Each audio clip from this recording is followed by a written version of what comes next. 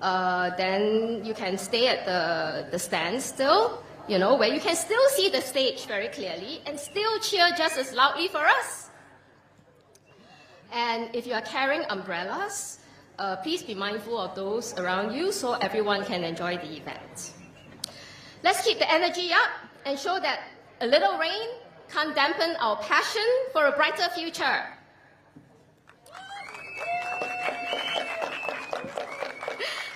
All right, the candidates are here. Are you ready to make some noise tonight? Yes? Choa Chu Kang, Bukit Gombak, West Coast Jurong West. Let's hear you. Wow! All right, let's give a huge round of applause to our candidates as they come on stage.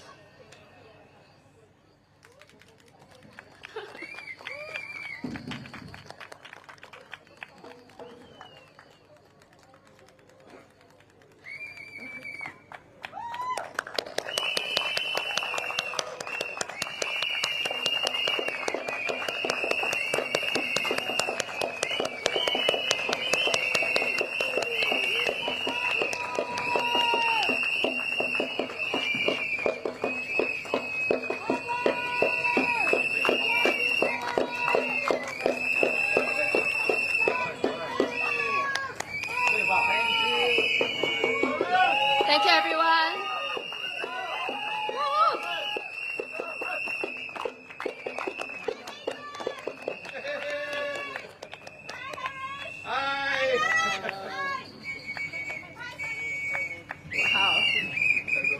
Hi, Rambi. Okay, shall we take a seat? Yeah.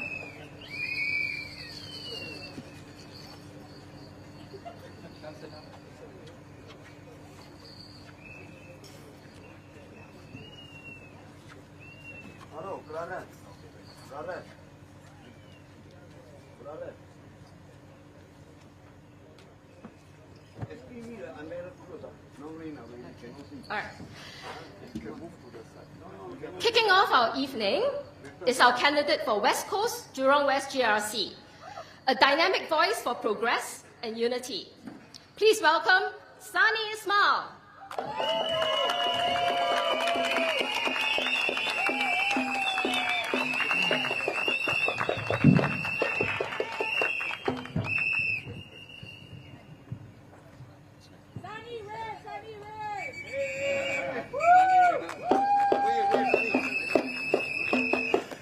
Hello, everyone. Good evening. Dajia Wan Shan Hao. Salam Sejahtera. Anbana Vanakam.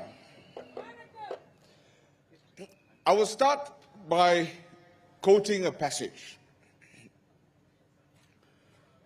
There will come a time when eventually the public will say, look, let's try the other side. Either because the PAP has declined in quality or the opposition has put up a team which is equal to the PAP. And they say, let's try the other side. That day will come. Unquote. Who said this? I have to ask you again, who said it? Louder. The whole of Singapore needs to hear this. Who said that? Mr. Lee Kuan Yew. Mr. Lee Kuan Yew, our founding father of Singapore, was a visionary. If the PAP declines in quality and if the opposition can put up a team which is equal, let's try the other side. That day will come. And I say, Mr. Lee Kuan Yew was not only a visionary, but a fortune teller. He was not wrong. Ladies and gentlemen, that day has come. Mark your calendars. Saturday, 3rd of May, 2025.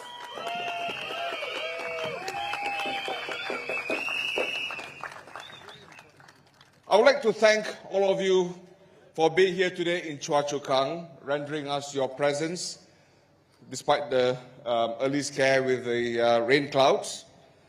My team and I from PSP, with our Captain Dr. Tan Cheng Bock, humbly ask for your support.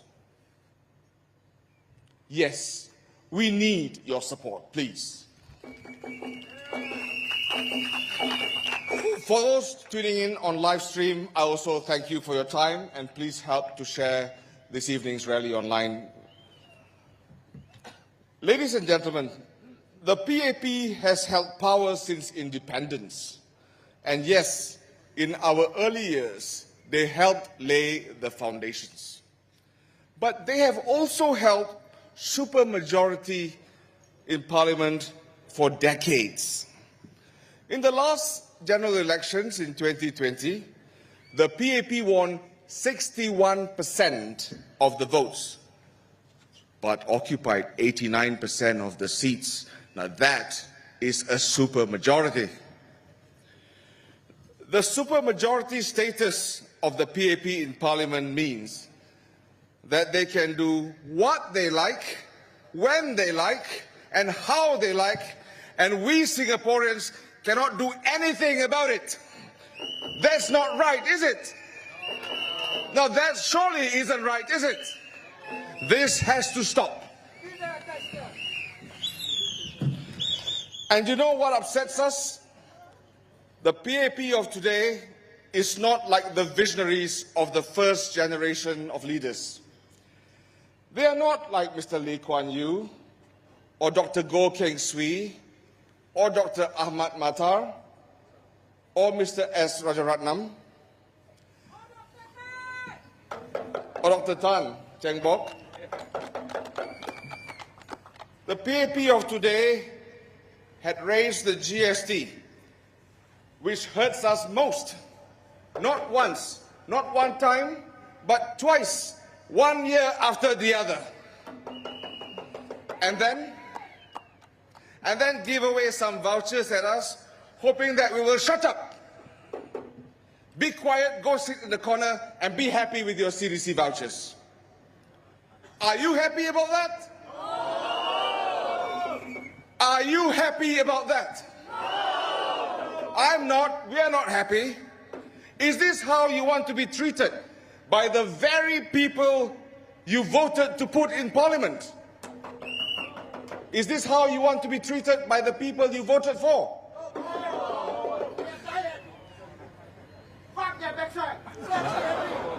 Then, come Saturday, 3rd of May, show them who is the boss. You are!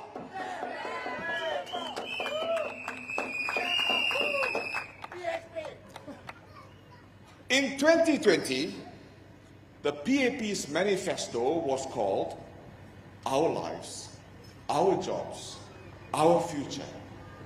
Since then, GST has increased twice in 2 successive years. Ask yourself, have your lives improved? No. Can your lives be better? Yes. From 2020 to today, given the rise in the cost of living, cost of housing, do you feel optimistic of your future to return PAP with a supermajority?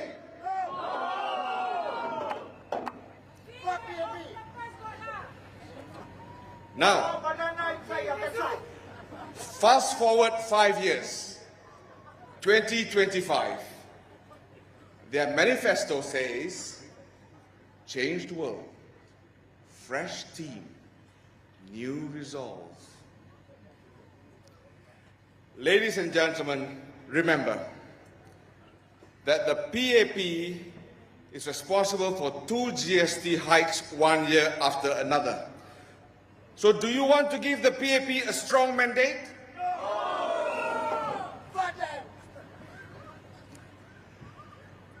Residents of Chua Chu Kang GRC, Bukit Gombak, residents of Chua Chu Kang GRC, please hear me out.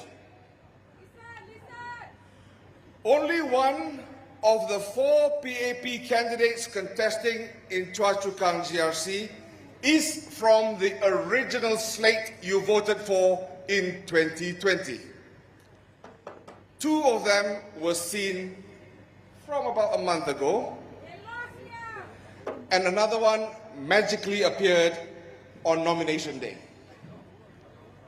Therefore, any mention of continuity in Chua Chu Kang GRC if you vote in the PAP is a wild imagination. I will leave it at that as food for thought. I go back to what Mr. Lee Kuan Yew said many years ago, and I believe, and I strongly believe, that that day has come. Remember, 3rd of May 2025. Now let me be clear. To love Singapore is to want better for Singapore. It is not disloyal to question. It is not ungrateful to demand transparency. And it certainly is not reckless to say enough is enough.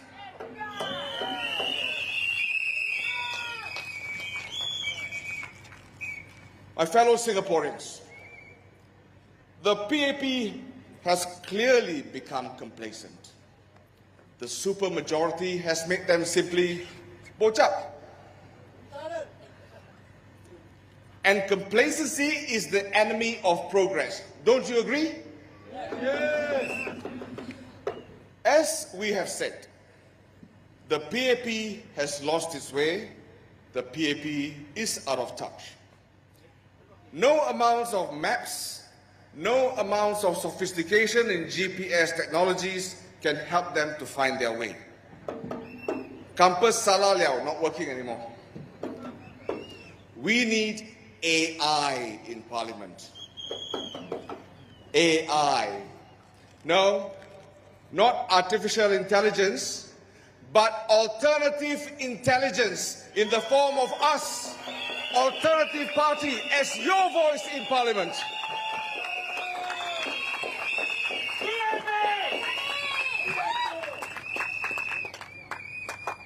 We are here this evening with no $1 million titles.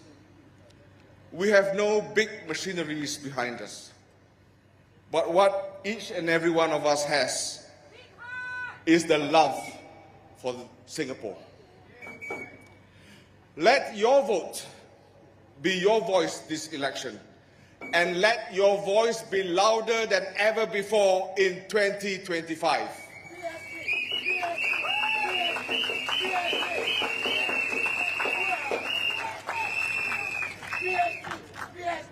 Never, never let fear decide your future. Do the right thing by voting PSP.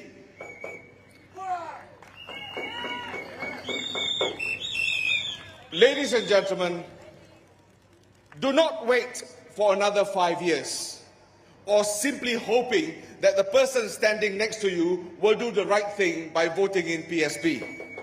You've got to do it yourself. Come 3rd of May, you know which box to cross. If you like what the PSP NCMPs have said over the last 5 years, if you like what you read in our manifesto, then please vote for us. Let this be the election where history looks back and says, Singapore stood up.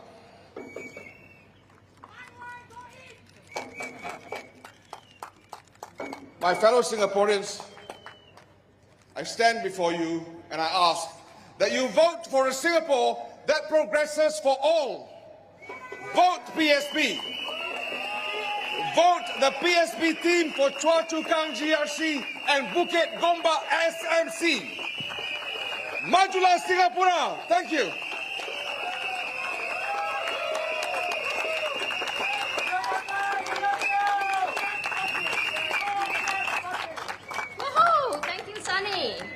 Next, we have another candidate from West Coast Jurong West GRC, a champion for opportunity and fresh ideas. Please give it up for Sumari Amja.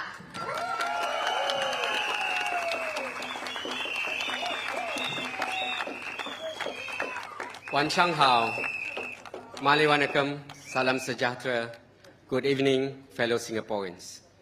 That was a very inspirational speech by Sunny.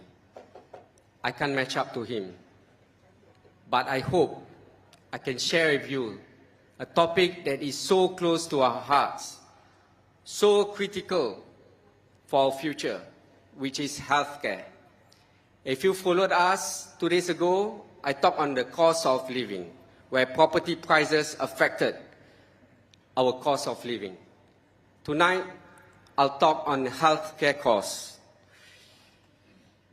In my home visits in my ward in West Coast, Jurong West, I see many elderly couples living on their own, and most of them, if not some, take care of each other.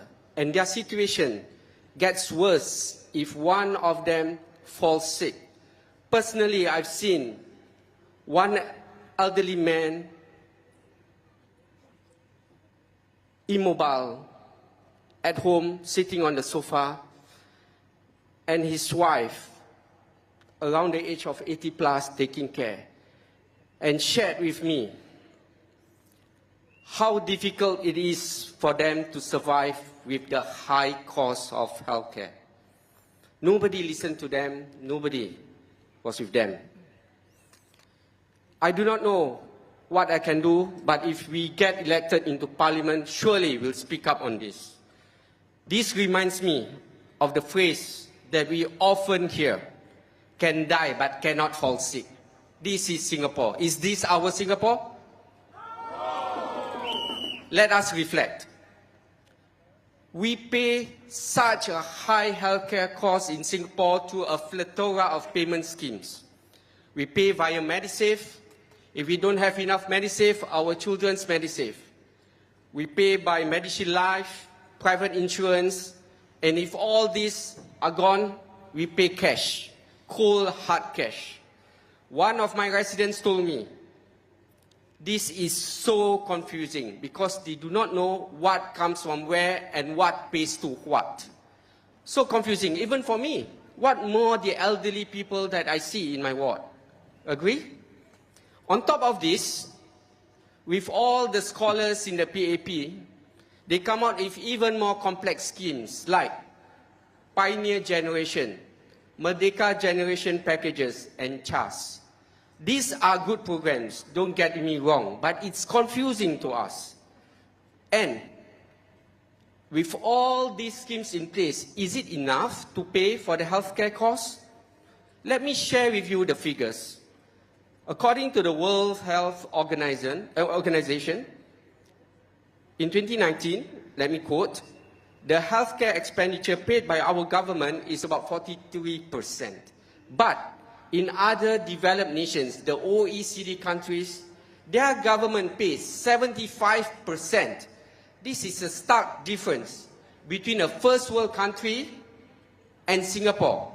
But the government claims that they are a first world nation. What do you make out of it? I didn't say that. Somebody said bullshit. I did not say it. Singaporeans are experiencing, like I said, are experiencing first world healthcare costs but receiving less than first world financial support from the government. On top of that, I'm not sure if you've heard of this.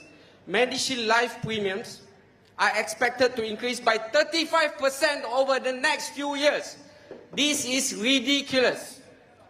But PSP, we have a simple but powerful solution. Nationalize the MediShield Life scheme. The government should pay the MediShield Life scheme fully. Take out all the complexities, take out all the difficulties, and make MediShield Life premium free and healthcare costs affordable. No more deducting hundreds or thousands of dollars from your MediSave. For this proposal, your MediSave won't go to zero. We also propose flexibility in using your MediSave money. For example, we should be allowed to use MediSave to pay for preventative dental care. For example, crowning, root canal treatments, and dentures. We have an aging population, and dentures are expensive. These are all expensive treatments which we need to pay, and this should be nationalized. So with this flexibility, we as citizens get more options on how we can make use of our MediSave. But for those who can afford, you can buy your own IP programs, you can buy your riders, it's up to you. Our proposal for this will cost about $2 billion a year. But this is money well spent on us, Singaporeans. We deserve this. It does not cost us to have a crutch mentality of depending on vouchers every now and then. We are a first world country now. We should have first world level of financial support. When you go to the ballot box on the 3rd of May, ask yourself, can your life be better? Now, please allow me to speak a few words in Malay. Saudara-saudari, para hadirin yang terhormat, PSP anjurkan satu polisi yang sangat mudah. Penjagaan kesihatan harus ditampung oleh pemerintah, terutamanya Medishield Life Premium, kerana ini adalah kos yang sangat tinggi untuk rakyat dan akan meningkat lagi di masa depan. Pembayaran Medishield ini harus dibayar oleh pemerintah sepenuhnya. Kita juga anjurkan penjagaan kesihatan gigi harus di bawah Medishield Life, Medishield Life. Jadi semua orang dapat penjagaan gigi yang lebih baik. Jadi bila anda pergi ke kotak undi untuk mengundi pada 3 Mei, fikirkan, boleh tak hidup kita lebih baik? Untuk teman-teman saya di Choa Chu Kang yang akan memilih antara PAP dengan PSP, saya nak tanya, adakah anggota parlimen anda sekarang, Zulkarnain, membuat apa-apa perubahan pada hidup anda? Zulkarnain, dengan dia duduk di parlimen selama 4 tahun setengah, adakah dia membuat apa-apa perubahan di dalam hidup anda? So again, I would like to remind you, I would like to share with you guys, when you go to the ballot box on the 3rd of May, ask yourself, can your life be better? Progress for all, vote for PSP. Thank you.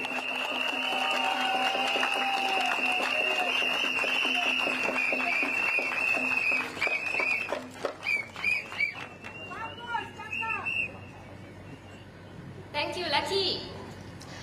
And now, our candidate standing in Bukit Gombak SMC.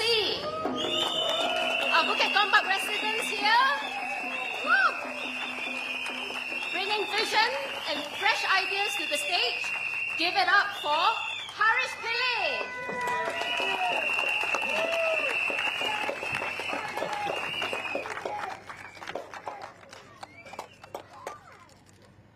Good evening, Bukit Gombak. This is a home ground. Let's hear some noise. Yes, that's what I like. Dear voters of Bukit Gombak, my friends, I saw a lot of friends in the audience, and also fellow Singaporeans who are watching this online right now. Tonight I speak to you not with just words, it's with conviction. It is not just about policies. It's about people. It's about you. It's about us. And it's for our future. I want to talk about strengthening the social safety net. Let's call it what it really is. Social safety net may not be immediately obvious to you, but what is it? It's about making sure that no Singaporean is left behind. I repeat, no one in Singapore is left behind. Let's say it together. No one in Singapore is left behind. Exactly, PSP. Now let's be honest about this. We have done quite well as a country. We have built a world-class city. We have a strong economy. And we have a stable society. Looking at the faces in front of me, this is Singapore. But if you look around today, in the year 2025, can we say with a hand on heart that everyone is okay?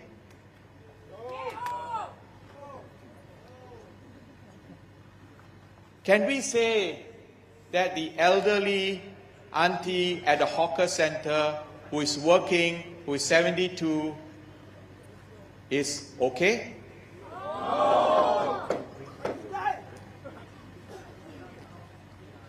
Can we say that the delivery rider who had to battle the rain earlier to do delivery with no CPF is okay?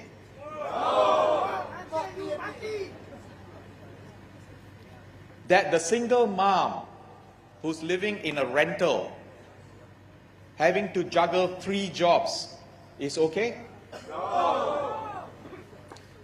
I say we can do better. We can do so much better. This is Singapore. We can do a lot better. I say this because we can really achieve it by supporting the PSP. We can do better. Progress for better. I will touch 3 points. First, let's talk about the vulnerable in our community. Our seniors are the ones who built this nation. They deserve more than lip service, more than just vouchers, more than the $1 groceries. And we have seen how some of the $1 grocery events have gone bad. Why do these things happen? Why are events like this for $1 groceries becoming a mayhem? Something is wrong. Let's give people real dignity with proper community care, affordable housing schemes, and support to age at home, not alone. And what about our low-income families? In my walkabouts, I met a lot of low-income families. It pains me to see them that way. Some of them struggle to put on a smile, but I know there is pain behind that smile. Let's not give them handouts only. Let's give them hope. Hope through education, hope through jobs, hope through real long-term support. In our manifesto, which I hope you will be able to read and understand, we have proposed, as was mentioned by Lekki earlier, that MediShield Life and CareShield Life to be nationalized. We also are asking the government to pay for the basic MediShield Life and CareShield Life premiums for all Singaporeans. I repeat, pay the MediShield Life and CareShield Life premium for all Singaporeans. Would you want that? Would you really want that? I can hear you. There are some programs that have been around for a while called Comlink, But that's been about 6-7 years old, and we haven't seen much progress with that. We have to go further to ensure that a child is never born into a disadvantageous situation, and that every family, everyone gets to be able to succeed. In our manifesto, we have mentioned and proposed that $1,250 be paid monthly to caregivers of children 7 years and younger. $1,250 for caregivers of children 7 years or younger.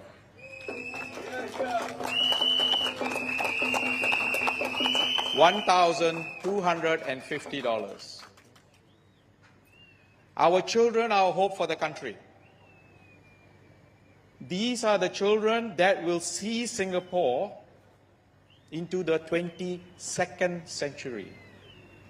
In the year 2100, whoever is born today will be 75 years old. There are people who are going to be around who will be 100 years old in the year 2100. How are we going to support them? We need to find ways to make that happen. In our manifesto, we have made proposals for senior citizens as well. We propose a silver support scheme payout to be doubled. The silver support scheme payout to be doubled. How many senior citizens are here? Raise your hands. We are proposing that this be doubled. We have come a long way in the last 60 years. We have a long way to go, but we must make sure that we can all go together. Vouchers are very nice to have. How many of you like to get vouchers? I think everybody likes to get a voucher. But vouchers is not the solution. It's like when you have a cut, you put a Band-Aid. Then once the cut is done, you peel it off. But you still don't have protection, really. But we need to ensure that when you are doing what we are proposing, we want to ensure that it is sustainable. We need to give dignity to our seniors. Second point, we will protect our workers in this new economy. Work has changed. Life has changed. Gig workers, freelancers, platform workers. Some of you are in the audience right now. They are powering our daily lives. Yet, many still have no proper support.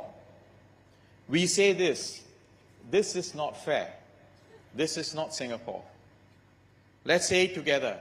This is not fair. This is not how Singapore is. This is not fair. This is not how Singapore is. Under our plan, every worker will have CPF, insurance, and access to Skills Future that works, not for show, but really works, so that they can get decent and good paying jobs with the skills that they acquire. We will also be fighting for a minimum living wage. A minimum living wage of $2,250 a month. How much? $2,250 a month as the living wage. In this new economy, it's not just about surviving. It's about thriving. We need to thrive. And we will make sure you can do so with the tools that we are able to provide. My third point, we will build a social safety net that is fair, that is sustainable, and trusted. Yes, it will cost money. It will. But if there is a political will, it can be done. Let me ask you, What are we building all this wealth for, if not to spend on our people? Why? Why are we building so much wealth if we don't spend on our people? We have had tough issues with the rising of the GST over the last 3 years. How many of you like the fact that GST has gone up? That's what I thought. Nobody likes that. But we need to make sure that every cent that is collected, however it is collected, goes to what matters most: education, healthcare, housing, and above all, dignity for our Singaporean core. At the same time, we also need to build trust. Trust that the system actually works, that it is fair, that it doesn't let people fall through the cracks because there is red tape. This is not just a job for the government. It's your job, my job, and our job. Because a strong safety net is just made of policies does not work. We need people who really care to make sure the policies actually work. Let us support our charities. Let us grow our volunteer networks. Let's create a Singapore where help is never out of reach and it is always within sight. Let's build a Singapore that can be a happy and happier home overall. My fellow Singaporeans, this general election is the most important general election in a lifetime. We have seen a change at the leadership. We are now charting a new territory. We need your support. It doesn't matter which party wins, because what we need is to make sure Singapore will thrive. It's about what kind of a country Singapore should be and that you want it to be. And what kind of a country is it for our children and our children's children, those who are going to be living in the 22nd century. I hope that they will look back in the year 2025 and say, hey, this was how the country became better because of the change that we were part of.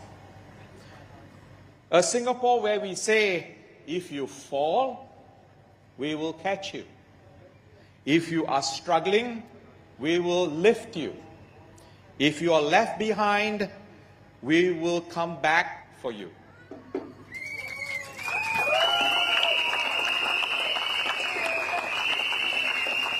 We will build a Singapore that is not only rich in dollars, but rich in heart. Let's build a safety net enough to catch every Singaporean and flexible enough to support every dream. Let's move forward. There is a Swahili idiom that goes something like this. If you want to go fast, go alone. If you want to go far, go together. Let's go together. In a week's time, on Saturday, May the 3rd, a week from today, when you go to the polling booth, think about whether the Singapore that you have can become even better. PSP is what I would encourage you to choose because we can help this to become better. PSP has 60 proposals that we have put up in our manifesto to make life better. Please send us all to Parliament so that we can speak up for you.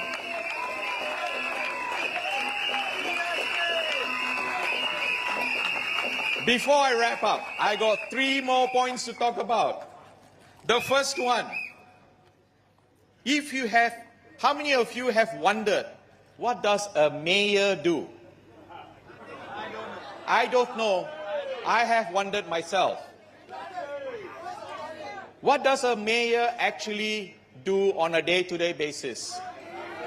If it is not obvious to you, if I have to explain to you what a mayor does, obviously there is no need for that. Let me share with you a story. 5 years ago, I found out that I live in an area called the Southwest CDC. And the Southwest CDC happened to have a mayor. So I sent an email to the mayor of the Southwest CDC asking a very simple question. What does the mayor what does a mayor do relative to what a MP does? I must say that I am very disappointed that after multiple requests and reminders, I never got a reply. It's been 5 years. Sadly, the person whom I sent an email to is also the person I am competing against for Bukit Gombak SMC, Ms. Low. So it's time to get rid of mayors. The second call out is to Ms. Low herself. I had requested for a one-on-one debate with her. I'm awaiting her response. And the last call out is to all the geeks of Singapore. I am a geek. I like technology. I like to make things. I like to have fun. I look forward to seeing you and working with you, the geeks of Singapore, anywhere, those online, anywhere in the world. I look forward to working with you, and I look forward to your support so that I can be the first geek in Parliament. 4 country, 4 people. Thank you, and Majula Singapura.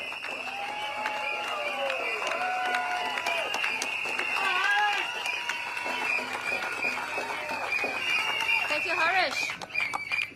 And now we have our first candidate from Chua Chu Kang GRC. With a proven track record and a heart for service, please welcome Lawrence Peck.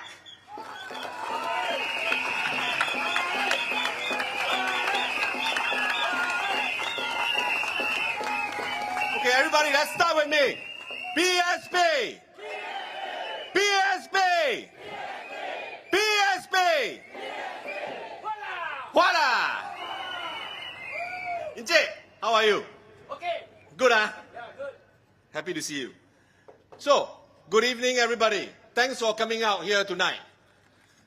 I want to start tonight by thanking all the residents of Teng Ah. I've been there. I've met all of you. I've met most of you. Plantation Plaza, at the community center, and you have been very, very hospitable to me. Why can Mr. Pei Kong? Mr. Pei, he kia block GGC. He kawa Kong, he kawa vote. He听到会 vote 我，他是我的朋友，我拄到他，他觉得真奇怪，哇，你嘛是四白，白色的白，小香，他叫我入来，他抱了我，他大我10岁，他甲我讲，日子真艰苦，真正艰苦，一般去当啊，2房加一个某，2个人。downgrade， 嘛是安尼款了。我今暝叫 Mr. Pei 讲，我明仔载后日我会过去看伊。I promise him I will see him and I'll go back to see him. He's a good man.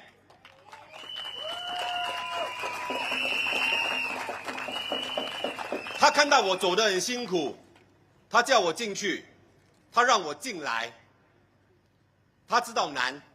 他知道很难，没有任何一个人加入反对党是为了钱，真的不是。We joined the opposition, like Mun Wai said, because we want to. I asked him, why did you do this? 點解？你搞乜嘢 ？OK， 啱嘛 ？OK，老老實實 because he wants to, because he felt that he have to. It is something which he feels that he wanted to do after he met with Dr. Tan. And similarly, in August 2023, I met him. He brought me to see Dr. Tan. I can't describe it to you, but there is this sense of a very deep, common purpose. Men like us, guys like us, people like us, we do things for a purpose. We don't do it for a career. There is no career. There's no promotion. There's no promotion. There's no increment. There's no AWS. There's no bonuses. We do this. In fact, Mun Wai told me, you do this, I want your time, I want your connections, and half the time you'll be paying for something.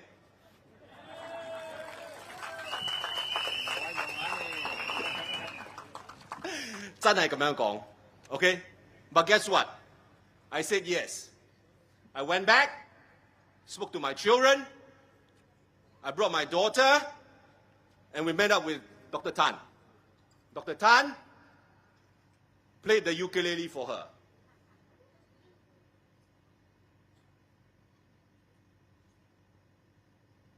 And on the way back, we had a very difficult conversation.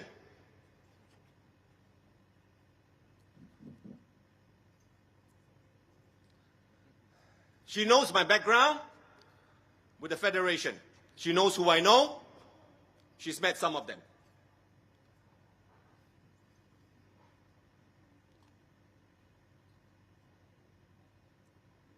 There's a price I have to pay, and I have to pay it.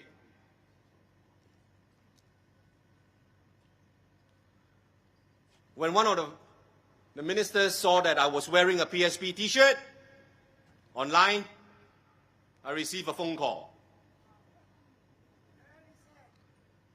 I will not tell you what he said, but I can say what I said to him. I said, does it really matter what t-shirt do I wear, that we wear? 真的那么重要吗?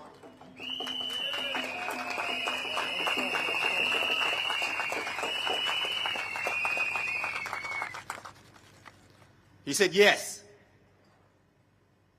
He's a young man, younger than I.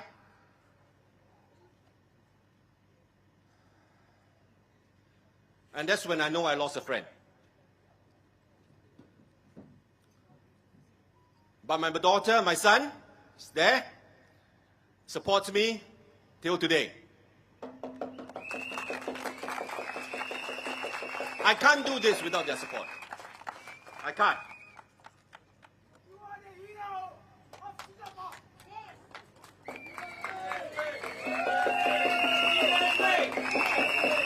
Every one of us here will lose something. Every one of us. Even the Workers' Party. You know what he has lost. You know what they have lost. And we will continue. We know we will have to pay a price. This is a road less traveled. 我叫你 join 你假 join 冇？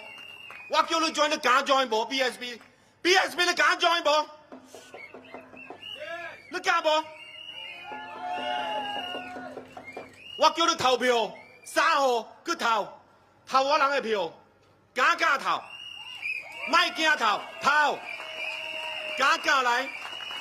你人看到Mun Wai，你人看到Hazel 4年喺Parliament喺國會，互人講，互人罵，對無？這條線安怎算？安怎算？對無？慢啲關，好，我人唔使你關嚟啦。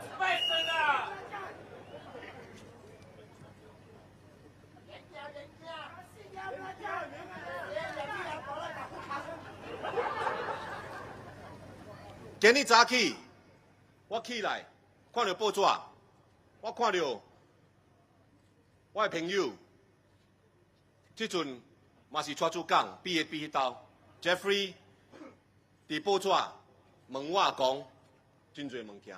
我今日早起对报纸、对 media 讲啊真清楚。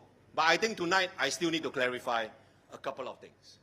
I wrote an article on the minimum wage. Singapore actually do not have a minimum wage. We have something like a minimum wage, but it's not called a minimum wage, but it looks vaguely like a minimum wage. I agree with Jeffrey. If you look at his comments early this morning, I agree with him on two very important points. Number one, that if you set the minimum wage too low, it is ineffective.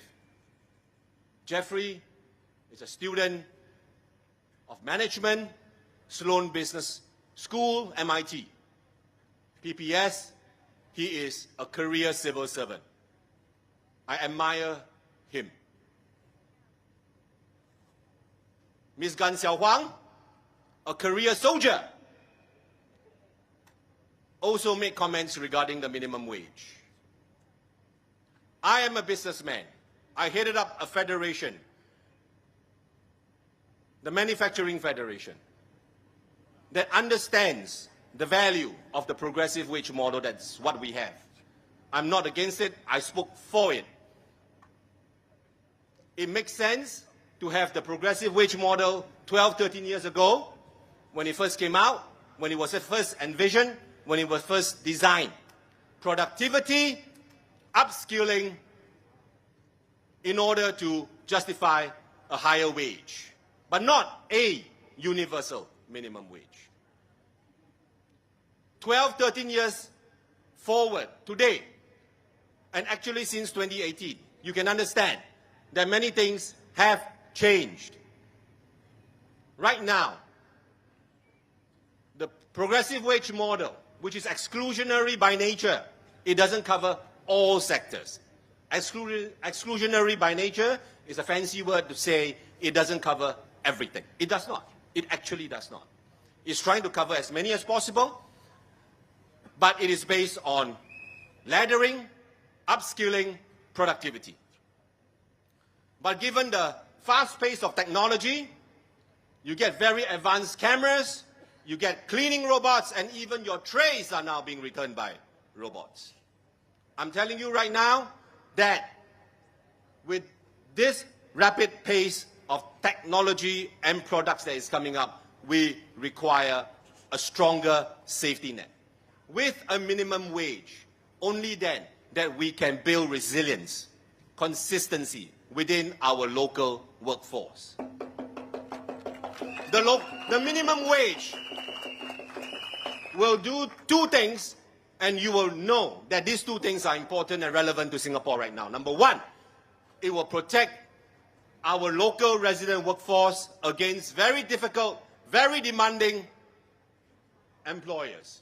And all employers are difficult and demanding. Number two, it will protect our local workforce against a high cost of living, inflation. Singapore is an open economy. There is nothing very much we can do to protect ourselves against it. We need to implement the feasibility study of a minimum wage. And no, I did not say that it was going to be $300 like in China. How could I? That's just not possible. I did not say that. Opposition voices in Parliament. Opposition voices in Parliament. 我老是甲你讲一个物件，伊人拢总 BAP 迄斗的人，你这斗看，迄斗看，这块看，迄块看，相像。唔是政府的 civil servant， 罗是 general， 一个衫两个衫三个衫，暑假你讲，拢总有。 对不？我人扫无？有无？有无？拢总攏總是家己人、本地人。We are diverse. We are diverse, and we vote us in, and we will bring you a very diverse and balanced parliament. Parliament is about people representation. It's about you guys. It's about 女人。女人的聲，女人的聲，女人，我人是為了你，我係為了 Mr. Peck。OK， 等下 Block 224。昨日還有一個後生囝，Linda Cat，伊叫我做工，我做工。I'll go back and look for them.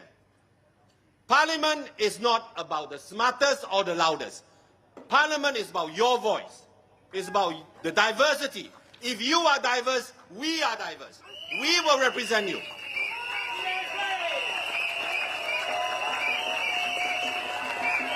Vote for PSP. Vote for PSP. PSP. PSP. PSP. 3號做工。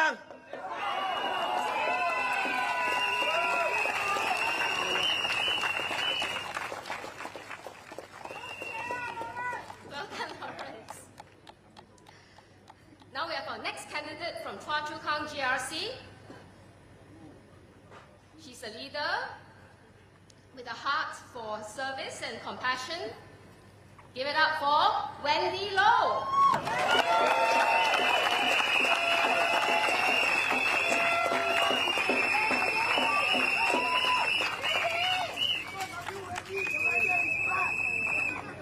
Good evening, residents of Choa Chu Kang.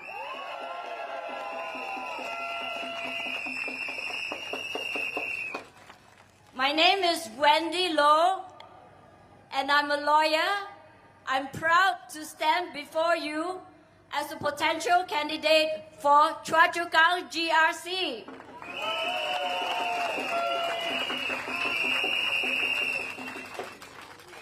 My volunteers have recently told me a joke that two very senior ministers have lost their way. One, DPM Gan Kim Yong, who has been walking in Choa Chu Kang for the last 2 decades almost, has walked from here to Pasir Ris Pongo GRC.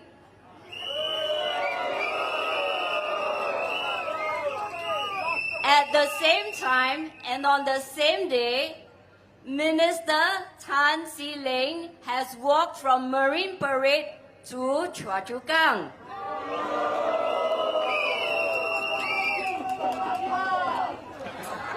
Now, my dear residents, is election a joke?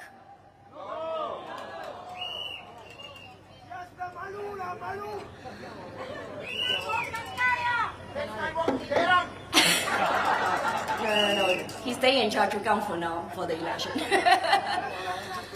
So, what is interesting about Minister Tan See Leng, I heard he's very good in Cantonese. And so, I will try and introduce myself in Cantonese too.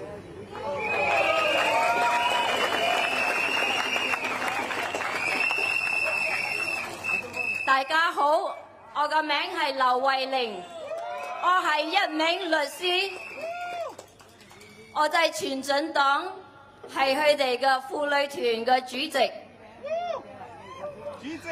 呢幾年來，我哋為婦女發出佢哋所提嘅聲音，為歧視工作人嘅法律提出意見。所以，如果你哋投前進黨一票，唔只有文偉、Lawrence 同埋我，如果有咩部長可以喺國會同我哋挑戰，我哋唔止一把聲，我哋有3把聲幫你做出回應。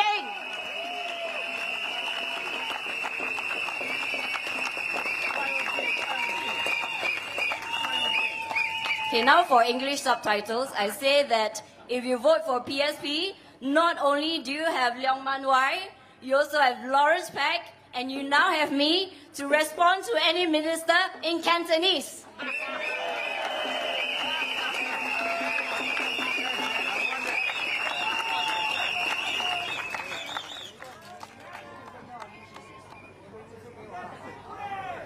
Okay, now for my young families in Brickland and Tinga, Switch Channel. 안녕하세요.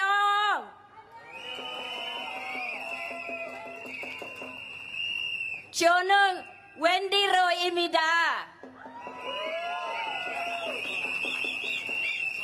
저는 봉호세노입니다. 저그 정진당팀 투표 주세요. And I've just said, my name is Wendy. I'm a lawyer. Vote for PSP in Korean.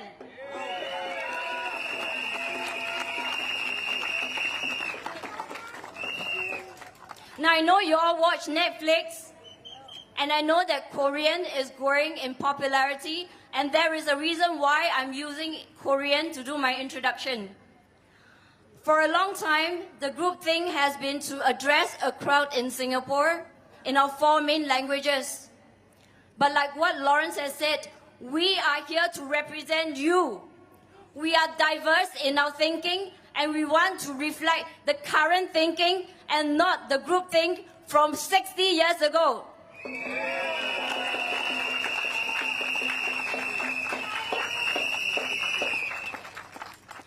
So for tonight, I want to talk about 5 reasons why my residents of Choa Chu Kang vote for PSP. The first reason, as Lawrence has mentioned, is that we are a diverse representation. We have no generals, we have no civil servants, but we come from all of you.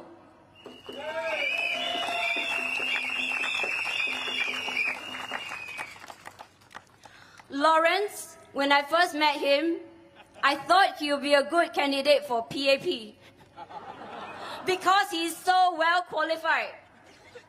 Not only is he the ex-Secretary General of the Singapore Manufacturing Federation, which by the way is responsible for about 20% of our GDP, he also comes from a long global career with Sony, having traveled through the Middle East, Hong Kong, China, and India, and he brings along a portfolio of business ideas and innovative thinking from manufacturing, from innovation, and being an entrepreneur in his own right.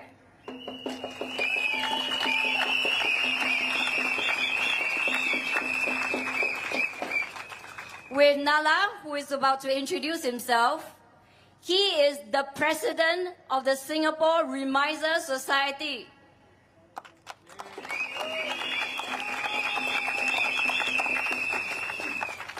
Impressed or not?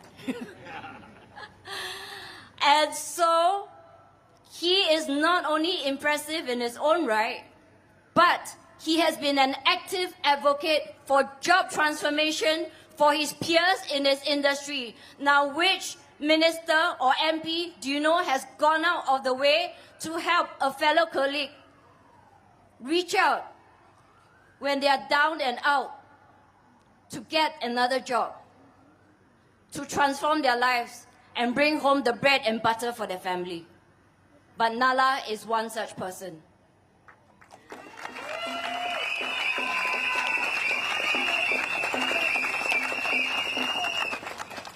And for my dear brother Abbas, he has been a safety practitioner and trainer for all his life.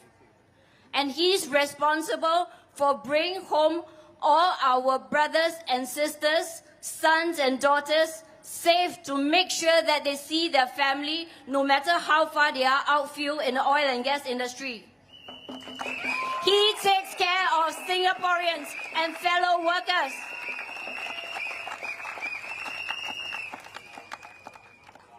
And so this is the kind of quality, but more importantly, the heart space that we bring to you, my fellow residents.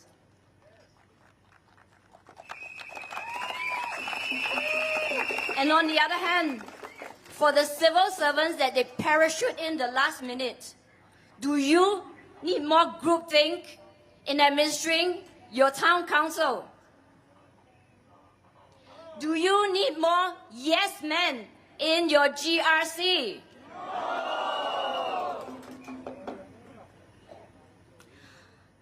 Point number 2, where even a senior minister comes in as the Minister of Manpower and Trade. We respect him a lot, having read about his private sector credentials. And he was last the CEO and Managing Director of Parkway Holdings and Parkway Pantai Limited. His forte is in the medical industry. But when we look at the current manpower crunch for our healthcare sector, are we doing well? There is an ongoing lack of nurses and allied health professionals, radiographers, pharmacists. And in the most recent report, while there are 58,000 jobs available now, and that's projected to increase to 82,000 in the year 2030. This is approximately 24,000 jobs that they could have left for Singaporeans. But instead of that, instead of preparing our education, preparing our retraining services, what are they currently thinking of doing? Tenders and job advertisements are put out there to recruit foreigners from Malaysia, Australia, New Zealand, Britain, Indonesia, India, China, Taiwan. They are looking everywhere else but the own soil of Singapore where you and I live and breathe. For someone from the healthcare industry, why are we falling back on groupthink, on relying only on foreign talents, so-called?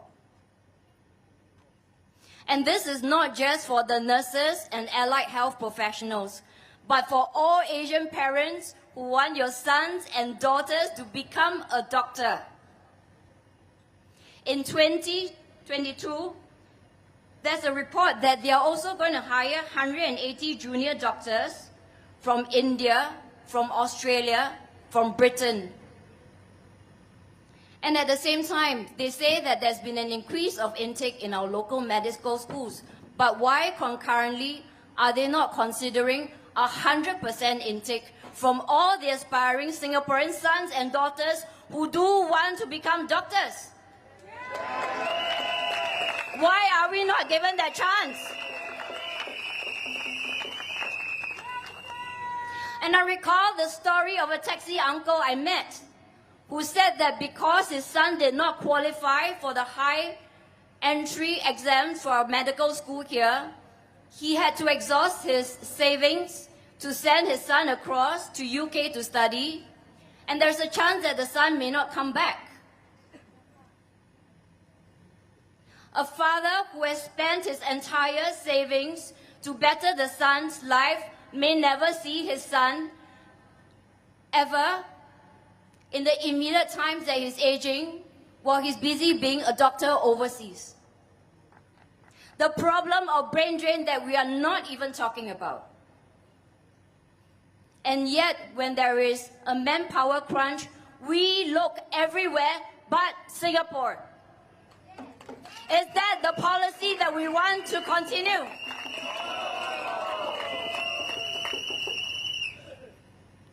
And when there is this manpower crunch, it gets compounded by hospitals who have to delay the admission intake of our elderly parents, our uncles, our aunties. And in a 2024 report, it is said that the National University Hospital and Ng Teng Fong had to put up signs at their emergency departments telling patients they have to wait as long as 60 hours for a bed. Is this acceptable? what is our manpower minister with all his experience in the medical industry doing for Singaporeans? We respect him. We respect his professionalism. But since he is here, we will need the residents of Choa Chu Kang to send a clear message back to the government that we reject his thinking and his policies, and we do not want him here.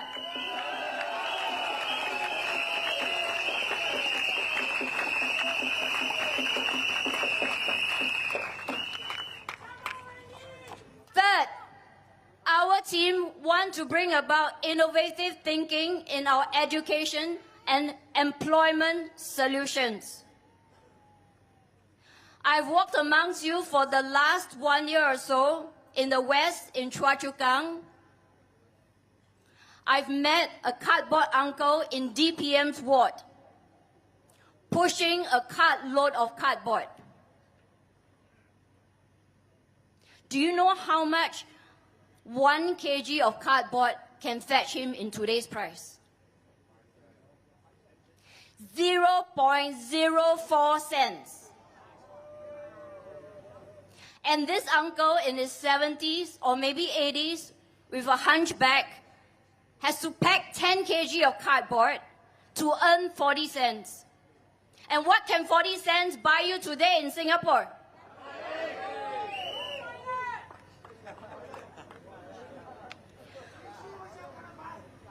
Not even tissue. Tissue is $2. If you buy from the tissue auntie. Maybe. Okay, many innovative solutions out there. And interestingly, while most people think that new citizens will vote for the PAP, it is increasingly not true because they are feeling your pain as fellow Singaporeans. While walking your grounds in Choa Chu Kang, I met a new citizen who has been in Singapore for the last 20 years. He has applied for 2,000 jobs, done all the training he needs to do, and 3 years later, burning $150,000 in saving, he is still without a job. And he was an IT manager in a big logistics company. And if this is happening even to your new citizen neighbors, what does it speak of our Singaporean lives and livelihood?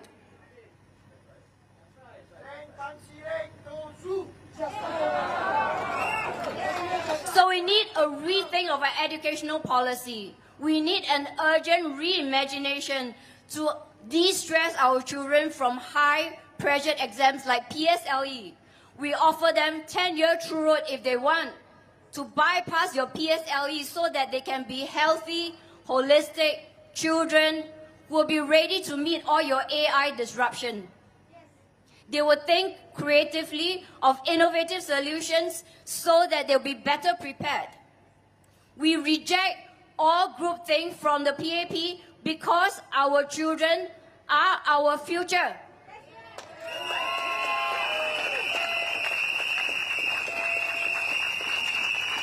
And so, my fellow residents, I hereby declare to you, the time is now to vote for PSP, and there is no better time. This is Dr. Tan's last election. If not now, there will be no other time. We have 2 NCMPs, and their record is proven. They will ask the most number of questions, no matter how tough, and they'll be your mentors to make sure we do the same for you.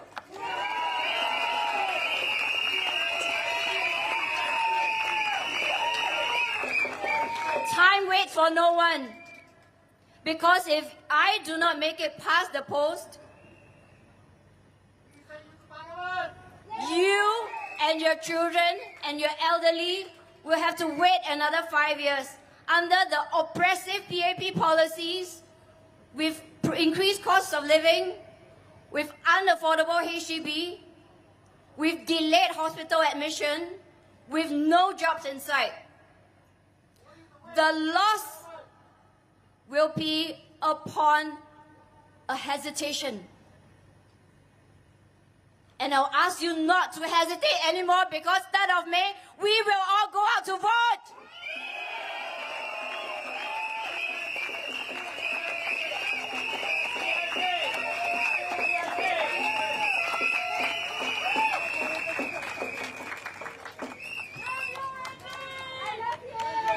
Ladies and gentlemen,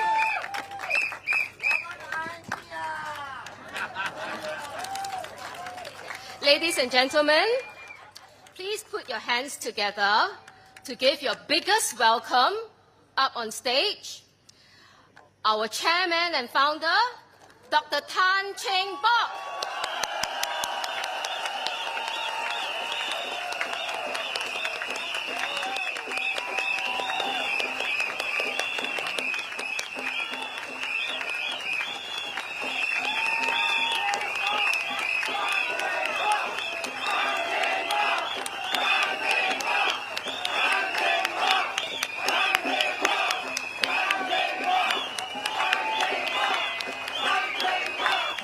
Announcement to make. Today is a very special day. Today is Dr. Cheng Bock's 85th birthday. Now, although we cannot sing Dr. Tan, we cannot sing Dr. Tan a birthday song. I'm sorry, because we cannot sing at rallies. Okay. Oh, okay.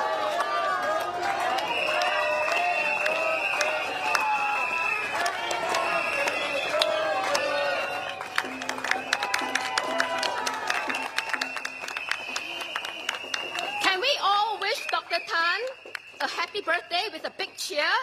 So on the count of 3, can we all say, "Happy birthday, Dr. Tan"? Okay? 1, 2, 3. Happy birthday, Dr. Tan! Woo!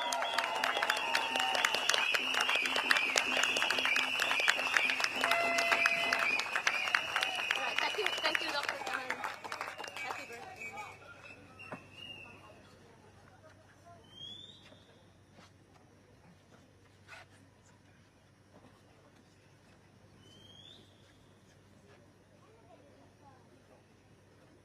Our next speaker is the 3rd candidate from Choa Chu Kang GRC. He's a passionate advocate for unity and progress. Please welcome Abbas Kasmani.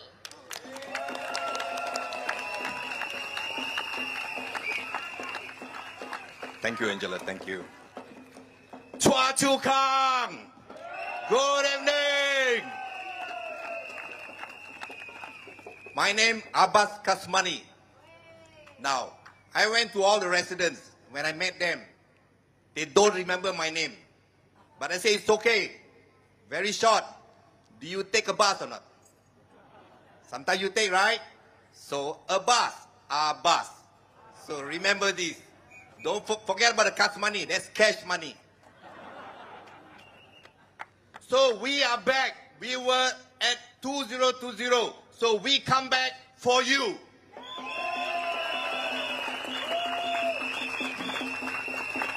We never fail. We never give up. We are for you. You come back. Yeah, good. Now, since 2020, last election, we keep going in Choa Chu Kang. We walk. We meet the resident. We use our hearts and mind. We use our leg. We go to every block the best we can. We have no media coverage. But it's okay. We know that you know us, that we saw you, we talked to you. We want to thank you for accepting us in Choa Chu Kang. Now, 30 years ago, about that time, the government called for support. They call it, if you remember, seniors, total defense. Remember or not? Yeah. So, we chong lah. We support lah. We defend. We protect the country. the economy. But then now, the PAP 4G, what they want from us, and they say to us, total depend on the voucher. You depend on the scheme. Do you want that or not? Nemala, you say you want, you take after you use lah. But then, you don't want this forever, right? No. Yeah, cash. Definitely. Now, how long do you think you can go on like this, accepting voucher? But then, if you have a better salary, high salary that we had before, enough to cover our cost of living, would that be better?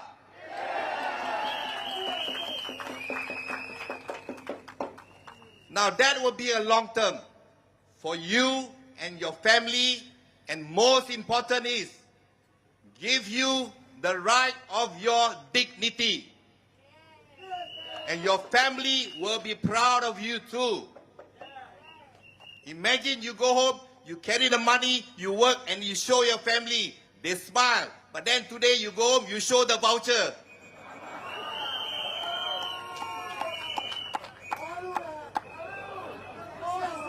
Now you want respect, right? You want respect. But does the 4G, PAP 4G give you respect? No. Doing like this? The other thing is, if you want to go far, and you don't want what you want now, then you vote for PSP. PSP. Progress, Singapore Party. Now, senior brothers and sisters, if you remember the 60s, 70s, right? Life difficult, right? I can see you in front of me. But then we work very hard. Not enough money. The government work very hard. We work very hard together. Now, the PAP 4G says our country is very rich. Rich with bonus? How come most of us still in financial suffering and difficulties if we are so rich? Now money not enough. Job hard to get. Salary low. Cost very high. How to survive? Well, I like singing, right? I do rapping for you. Huh? Now everything PAP 4G take. They take that and then they say tax, you pay. This one, they say tax, you pay. Okay lah? We pay lah? We pay and pay. But then, is it right? Manai sai, besai, cannot every time pay and pay. So now, they tell us they are always right. They do the right thing. Now I ask you, you tell them, salah mai kong pun salah.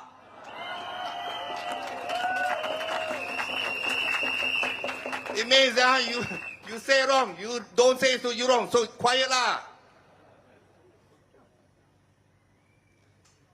Now, my friend, Papa, Mama, Pachi, Machi, Uncle, Grandpa, our children is suffering. Have to study very hard. We struggle, but after they graduate, do you think they get a job? No. My colleague was saying, one of the residents couldn't get a job. And I know that. I have friends, daughters, sons, couldn't get a job. Can I? Because they say, job is available. Can, gardening, graduate, university, gardening. Something wrong. Now think carefully when you cast your vote. When you vote for the opposition, or you vote for us, the alternative voice for you. Don't worry. The country won't close.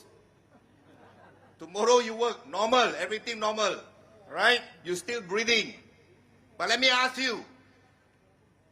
If you vote wrongly, the cost of living will go up. Yes or no? Yes. You die.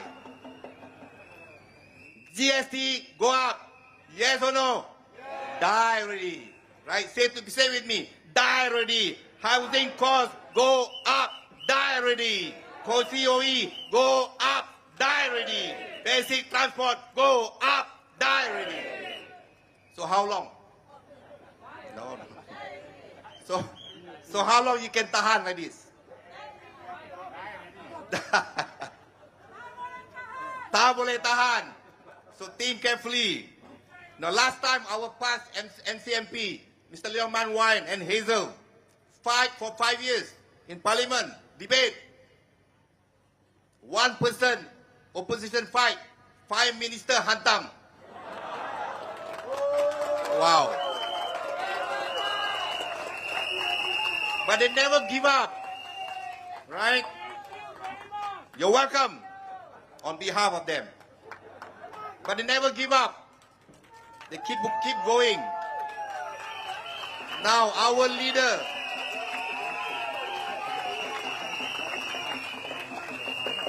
leader, Dr. Cheng Bock, he never give up.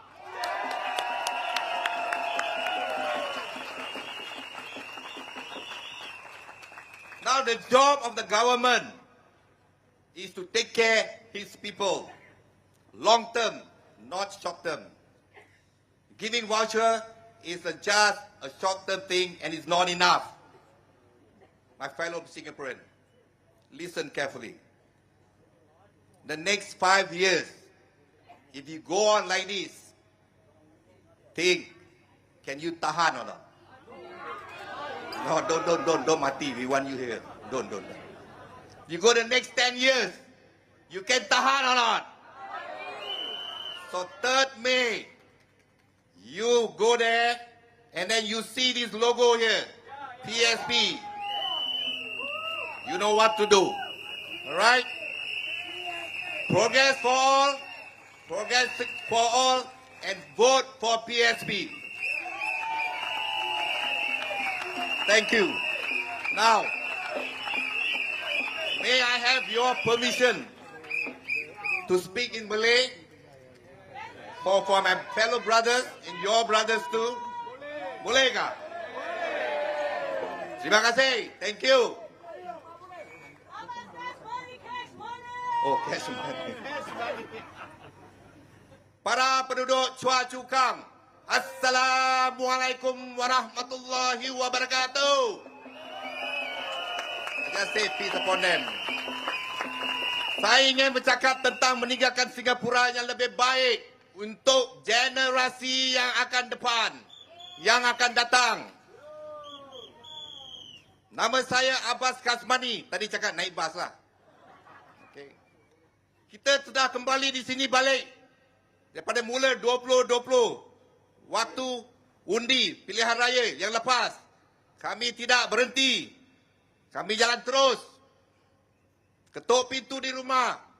Bercakap dengan residen, dengan awak. Perkara-perkara yang awak ada kesusahan. Kita simpan rekod apa yang awak bagi feedback pada kita.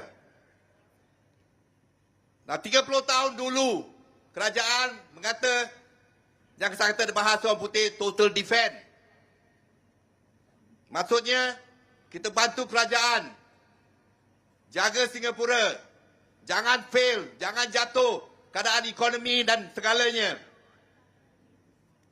Akan tetapi, kerajaan sekarang 4G. Bukan lagi total defense. Total depend. Voucher yang awak pakai itu, itulah total defense. Voucher yang nak bagi pada awak itu, itulah total defense. Cukup tak cukup? Mana ada cukup? Saya pasti anda untuk jaga panjang dengan rasa kebanggaan untuk anak-anak. Jadi, kalau gaji tinggi, kos murah, hidup senang tak? Oh, jangan. Jangan. Ya. Tapi adakah kerajaan hormat pada kita? dengan cara gini hanya menghormati golongan masyarakat yang mereka suka. Tiada pada awak semuanya di sini. Jadi abang-abang, kakak-kakak, senior, ingat, bila datang masanya, bila awak bekerja siang malam, tak cukup tidur, gaji kurang, pulang di rumah, penat, lelah, kerja lagi, bila mau habis gini? Itulah pilihan awak, masa depan, tukar itu.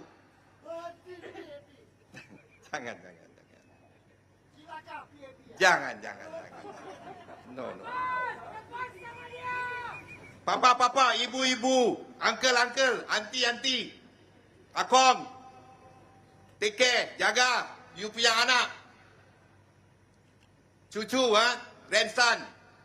Don't allow them to live like this in the future. Don't. Yeah? Think. We will support you. We will work with you. And all these the candidates one day will become minister. Yes or no?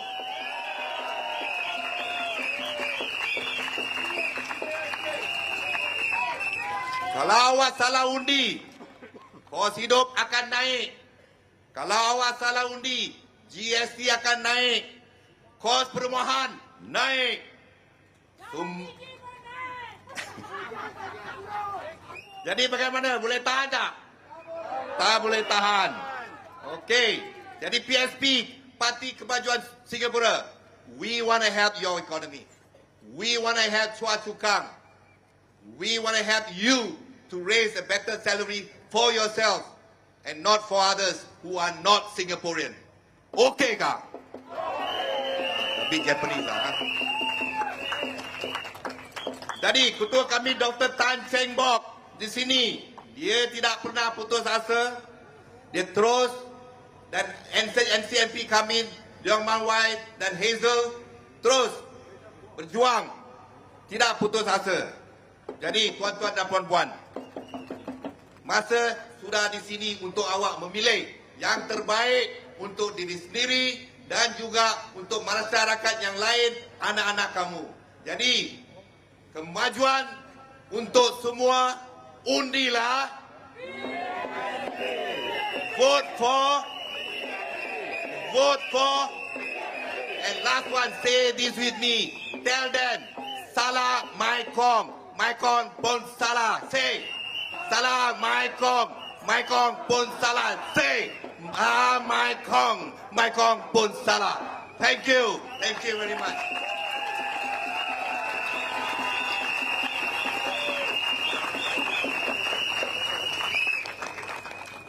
Now let's hear it from our final candidate from Chua Chu Kang GRC, a tireless advocate for the people. Please welcome Nala.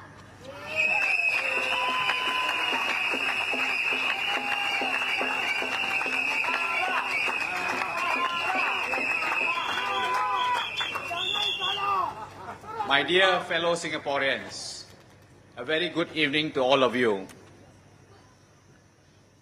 Wang Chang Hao, Singaporean. Selamat malam, rakyat Singapura. Iniya malai vanakkam, Singapore kudimakkale. From the bottom of all of our hearts, thank you to each and every one of you for coming down this evening. The God has been kind to us as well. Initially it was raining, now it's such a wonderful weather. Thank you, God.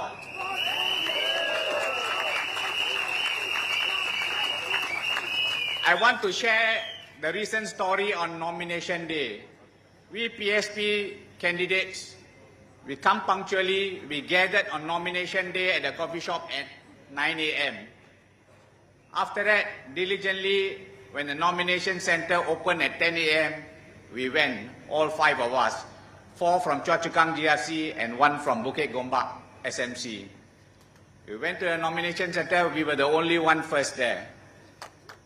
That is the mark of punctuality.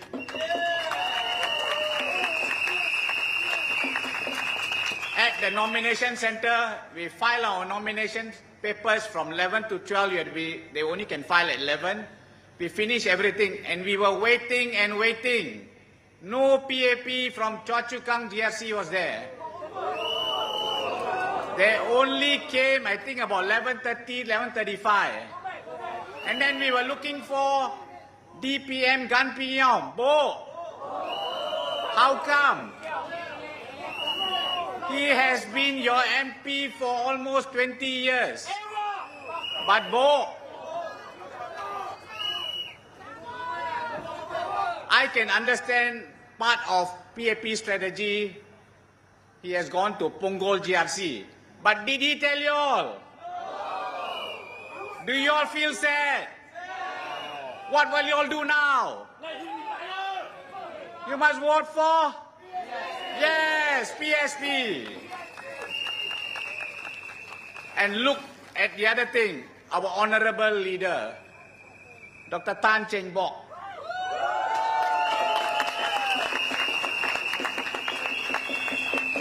He is celebrating his 85th birthday with all of you here.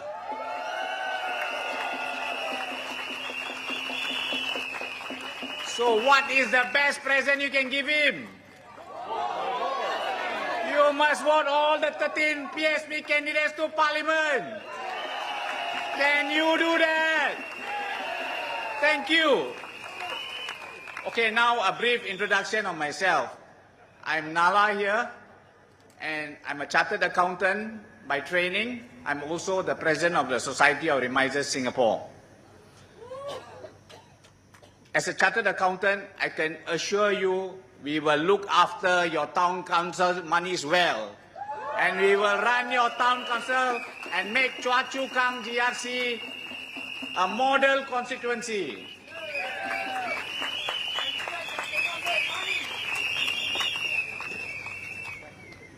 I'm also the founder member of Progress Singapore Party and the first treasurer. I respect Dr. Tan greatly because he's a kind and compassionate man. Even at this age, he should have been retiring and enjoying his life. He has Singaporeans at heart.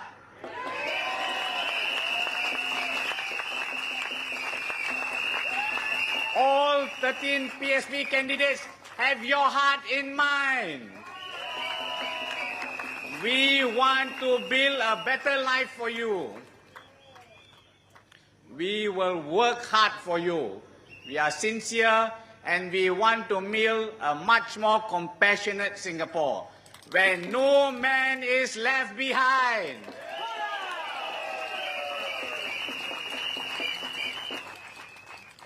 I totally agree with PM Lawrence Wong. He said Singapore is a beautiful vase. We live in a very united, multiracial and multi-religious society. And here we at PSP will never break this beautiful vase. We will work hard to unite Singaporeans together. We don't want this income disparity between the very rich and not so rich. We want to narrow the income gap, where every Singaporean has a stake in Singapore. We need to share the wealth to all Singaporeans and not to a select few. On this note, please allow me to say my message in Tamil before I switch back to English. Yes. Thank you. என் அன்பான Choa Chu Kang குடிமக்களே, Singapore அனைவருக்கும் என் மனமார்ந்த வணக்கத்தை தெரிவித்துக் கொள்கிறேன். என் பெயர் நல்லகருப்பன். என்னுடன் Wendy, Abbas, Lawrence Choa Chu Kang GRCல நிற்கிறார். மற்றது ஹரேஷ் பிலே புக்கெட் கோம்பாக் SMCல நிற்கிறாரு.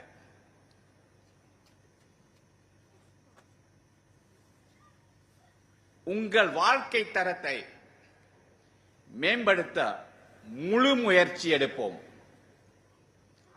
விலைவாசிகள்,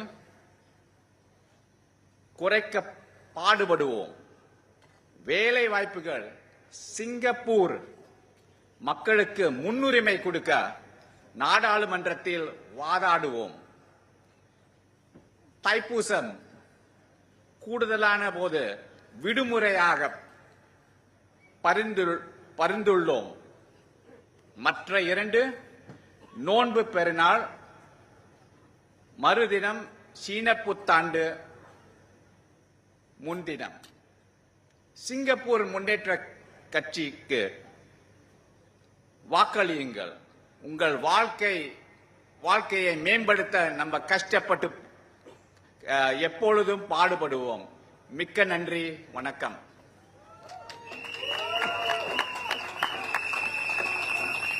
Now I'll continue my speech in English. There are 2 key issues that is close to my heart that is affecting most Singaporeans. One is cost of living.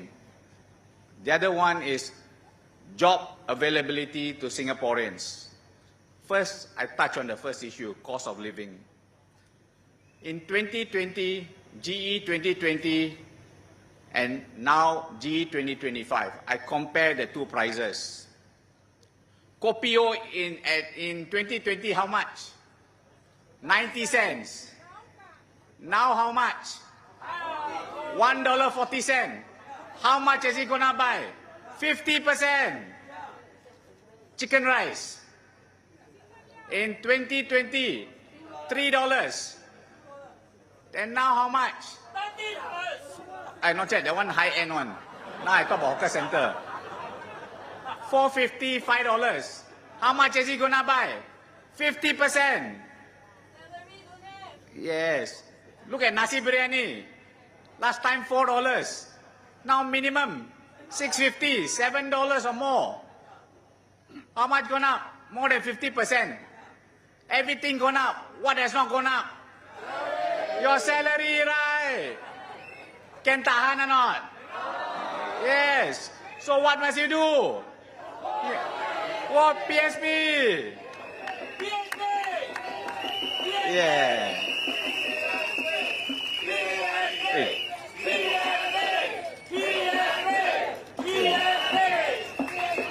Okay. I ask you, what does PAP stand for?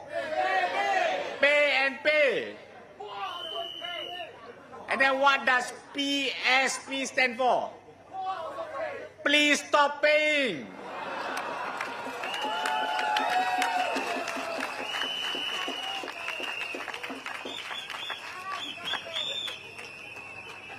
We at PSP understand your concerns because we are one of you. We take the MRT or bus to work. We eat at the hawker center. We can feel for you. But those at PAP, they are earning big salary. They are very comfortable. They cannot relate to you. So that is the key difference. We are here. We understand your concern. We will be here for you. We will be your voice in Parliament. Send us to Parliament.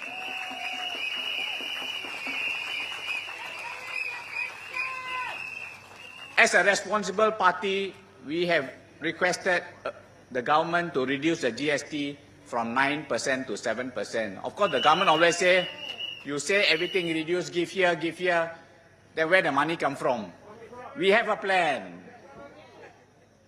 9%, you see the GST in the last financial year, the GST income was $20.6 billion. So if you reduce from 9% to 7%, 2% reduction, you loss of income of $4.6 billion. But the surplus for the latest financial year was $6.4 billion. So do you think they should have raised their GST? So do you all agree that GST should be reduced back to 7%? Thank you. The next key issue that is close to my heart, I think many Singaporeans also are affected, is job availability for Singaporeans. I'm the president of the Remiser Society of Singapore. Due to digitalization, many remiser jobs have been displaced. I've been in discussion with the authorities how we can transform these jobs so that we can save these jobs. I will likewise do for my fellow Singaporeans as well. To be fair to the government, they have provided upskilling programs and also they have provided decent subsidies. But the problem is here, the roadblock is here. After all this upskilling, is there any job for you? So I feel this is where the government has erred. You provide the upskilling, then you must find jobs for them. Otherwise, people say, after upskilling, then what? So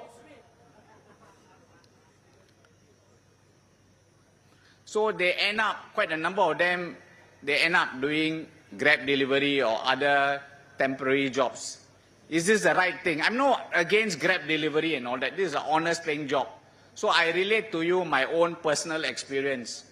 While I was distributing flyers, there was this Grab delivery rider riding quite quickly. I managed to slow him down and I passed him the flyers and also our souvenir, the tissue and the magnet. So I asked him, I asked him what his age was. He said he was 48. Then I asked him, what was your previous job? He said he was an engineer. So I said, engineer, why are you doing this? He said, I was retrenched. Then I said, can you find any job? He said he applied for so many jobs. No employer was willing to employ him because of his age. Then I said, then did you check, they have some government agencies to help out and all that. But he said he tried. They have these coaching classes and all that. But there was no job available. And he has 2 young kids to look after. So he said no choice. This is a good honest job, Grab delivery, to put food on the table. But is this what he has been trained for, an engineer doing Grab delivery? I can feel the empire. I feel sad for him. His tears well out in his eyes. I feel sorry for him. Singaporeans, these jobs are meant for you. Why are we allowing foreigners to take away our Singaporean jobs? We are not against foreigners.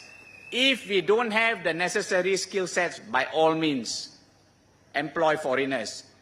But we have top-class universities and polytechnics. They have been, they've been schooled 12, 13, 14, 15 years. And yet, only the top end can get jobs, but the mid to lower end can't find jobs. Is this right? No. Must this be changed? Yes. What must you do? Yes. Okay. Thank you.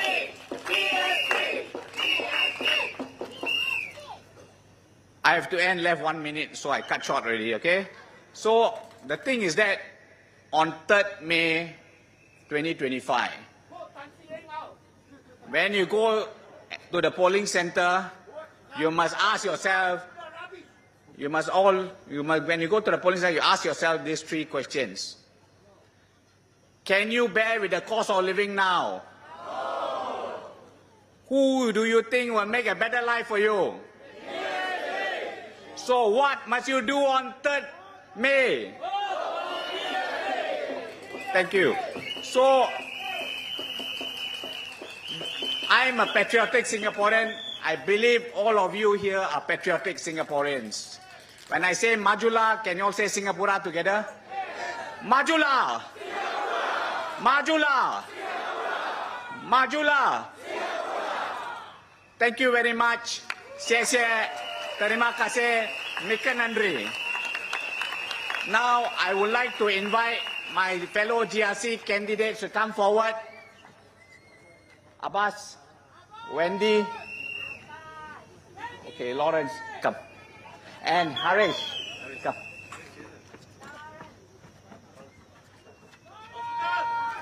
We will take a bow from you. We will see you in Parliament.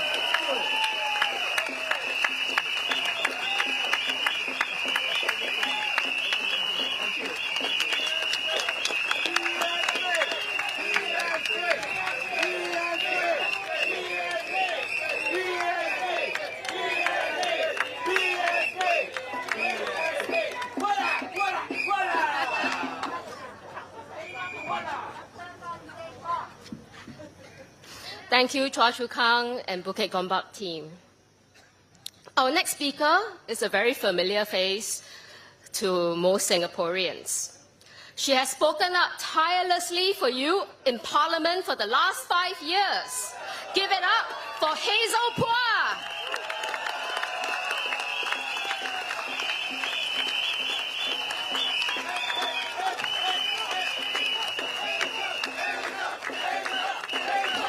Good evening, fellow Singaporeans and residents of Chua Chu Kang and Bukit Gombak. I'm Hazel Poa from PSP. I will first speak in English and then in Mandarin.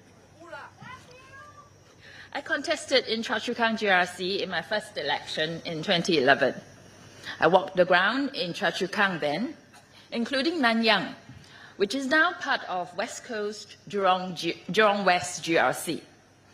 As part of PSP, I have also walked in Chua Chu Kang, including Bukit Gombak, after the 2020 election.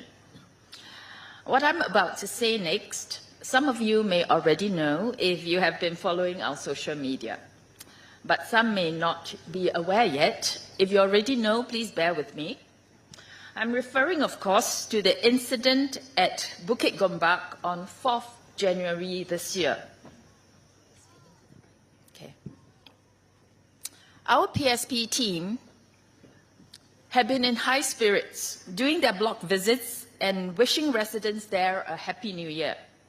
However, what spoiled the festive mood was an unpleasant encounter. The PSP team were followed by people dressed in white who were later identified as PAP volunteers. They followed the PSP volunteers wherever they go, constantly taking photos and videos. For what purpose? Is it to intimidate our volunteers or the residents they were engaging? We do not know. This is not the first time we had encountered unpleasantness in Bukit Gombak. I personally had encountered a similar incident in November 2024 while conducting house visits in Hillview Estate. We were followed by men in plain clothes and ladies in white. And my conversation with the resident was video recorded. Ms. Low Yen Ling, the MP for Bukit Gombak, did not acknowledge any misbehavior by her party's volunteers, but instead accused a PSP volunteer of slapping a PAP volunteer.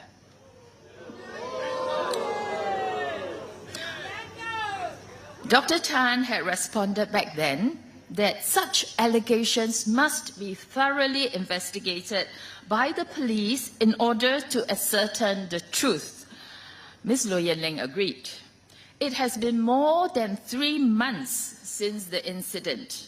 We understand that the police have finished investigating the issue and the matter is now with the Attorney General's Chambers, or AGC. We would like to call on the government to release the outcome of the investigation.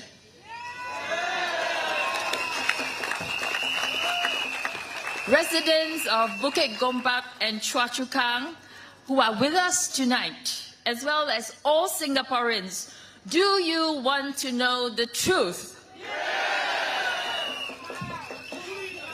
If the accusation that a PSP member has slapped a PAP volunteer is baseless, do you agree that an apology is due to the poor fella who is falsely accused of assault? This is only fair, and it is the standard we expect of our political leaders. Do you agree? Another concern that arises from this incident is, are our political leaders losing touch with what is happening on the ground? Are they relying too much on what their volunteers are telling them without exercising through due care and critical thinking?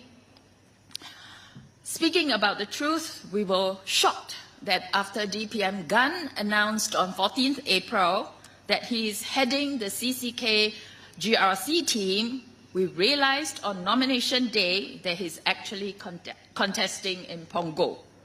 I'm sure CCK residents were shocked as well to lose their longtime MP so suddenly.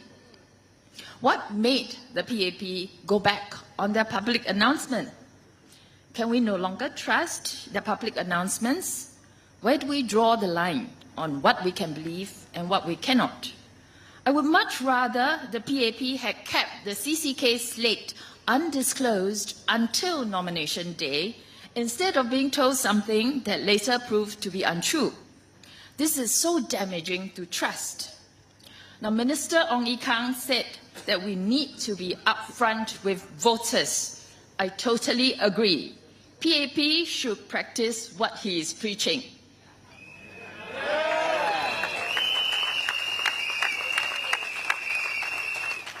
Trust building is a long and painstaking process. It is built on a long period of track record of competence, reliability, and honesty. Our first-generation leaders built up a good level of trust in government with the bulk of the population. It would be a waste to chip away at that. Unfortunately, there has been many incidents in recent years doing exactly that. One example is the Simply Go saga. Before the implementation, members of the public had already given feedback during user testing that the shortcoming of the Simply Go system is that it does not allow card holders to see their balance. And yet, the government decided to go ahead with its implementation. It was only after a huge public outcry that the government decided to reverse its decision. The question is, were the decision makers not aware of the public feedback? Or were they aware but disregarded? If they were not aware, it is a case of poor management. They are not managing their organization well if important information is not reaching them. If they were unaware but disregarded, it is poor judgment. Either way, not a world-class performance commensurate with world-class salaries.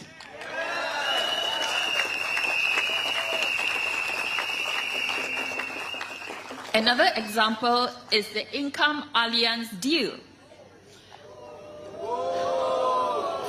I find it astounding that NTUC supported the deal while being unaware of the capital reduction exercise to the tune of $1.85 billion. This is not $1.85 thousand. It is not even $1.85 million. It is $1.85 billion that they are planning to take out of income insurance. In my opinion, both NTUC and Income did not perform their duties responsibly on a mega scale. And I suspect that if any of these were to happen during the time of our first generation leaders, heads would have rolled.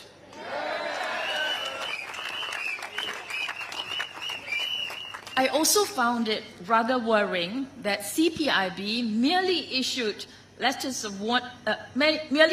warnings to 6 Keppel executives because it was unable to find sufficient evidence to charge them, even though the company paid over $400 million in penalty in US for bribery. 187 people came down with food poisoning after eating Total Defense Day meals, but the investigations by the authorities were unable to find evidence linking the meals to the food poisoning. This is also cause for concern. Is our public service falling in competence as compared to before? There are many instances telling us that it is important for us to have more opposition in Parliament to check on the government. Our role as opposition is to keep the ruling party on its toes. A stronger opposition will make them think through their policies more thoroughly before implementation and make them dirty their hands to drill into the details so that they understand what you face. For if they do not, we would be there to point out their mistakes. And trust me, they don't like that. Please vote for more checks and balances. Vote for PSP.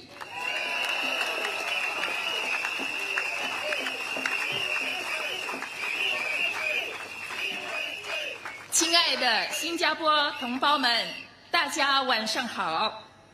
今年1月4日，就在武吉甘柏，前进党与行动党的志愿者发生了一些冲突。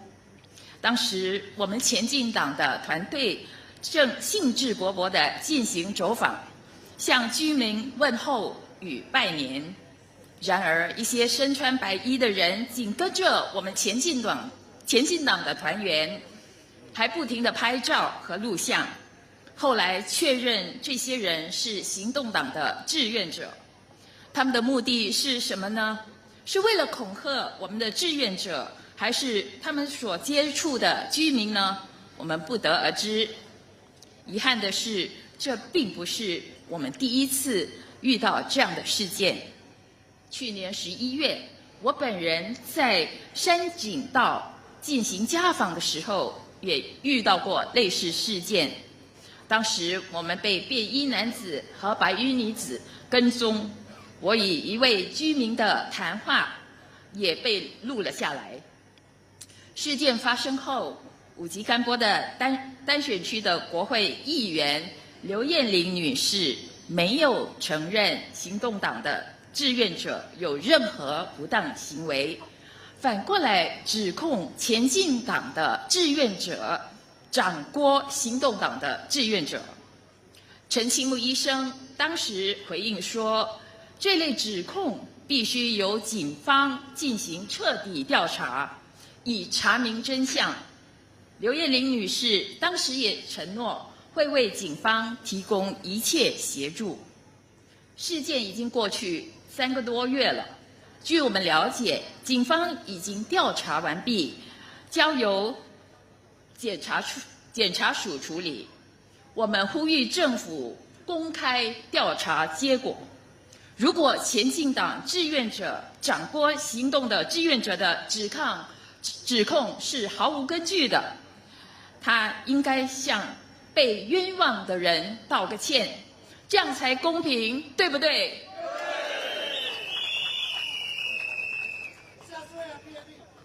此次事件引发的另一个担忧是，我们的政治领导人是不是和基层脱节了？他们是否过于信赖志愿者的说法，而失去了应有的谨慎和判断呢？说到真相，提名日当天也发生了令人吃惊的事。在4月14日，副总理严金勇宣布，他将会是蔡厝港集选区团队的领军部长，但在提名日当天，他却跑到榜额了。我相信蔡厝港居民突然失去了服务他们19年的国会议员，也感到震惊。行动党为什么会这么做呢？我宁愿行动党在提名日之前没有透露蔡厝港集选区的名单，而不是这样出尔反尔，这将损害人民对行动党的信任。建立信任是一个漫长而艰苦的过程，它建立在长期可靠、有能力和诚实的基础上。我们的第一代领导人在许多人的心中建立了对政府的良好信任。很可惜的是，近年来有许多事情渐渐侵蚀了这份信任。Simply Go 就是一个例子。在推出 Simply Go 之前，公众在用户测试中已经反馈，这个系统的一个很大的缺陷就是无法当场显示剩余的金额。然而，政府还是决定实施取消现有系统，直到公众强烈抗议之后，政府才改变这个决定。我们的领导到底知不知道公众的反馈呢？还是知道了却置之不理？如果他们不知道，那就是管理不善，导致重要的信息传不到他们的手上；如果他们知道了却置之不理，那就是判断失误。无论如何，这都不是世界级的表现，配不上世界级的薪水。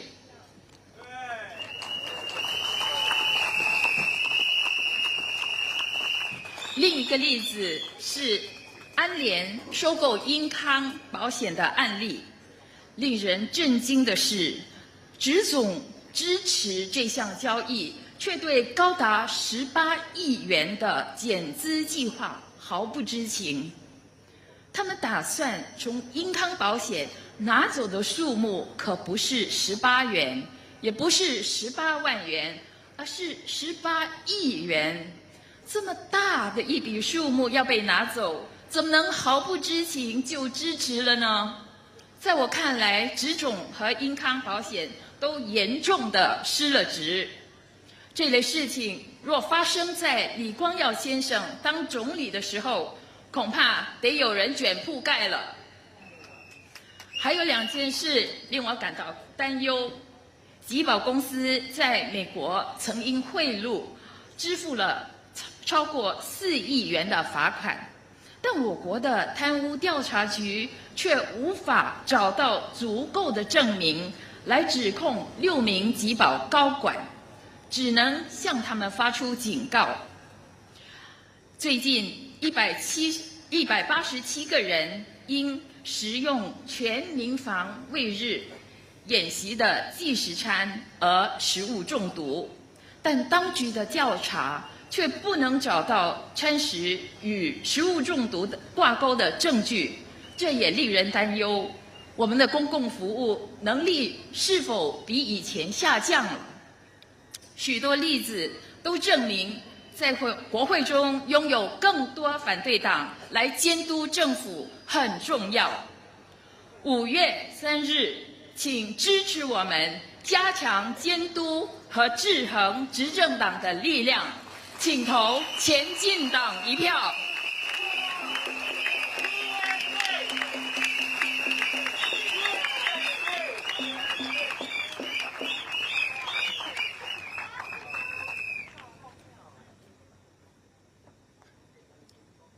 Thank you, Hazel. Now, can we please welcome the legend himself, our founder, our chairman, and inspiration to us all, Dr. Cheng Bock.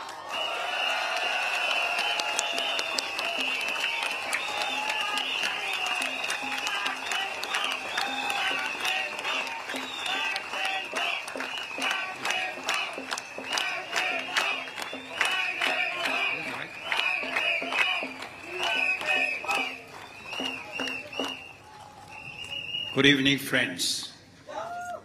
Thank you for coming.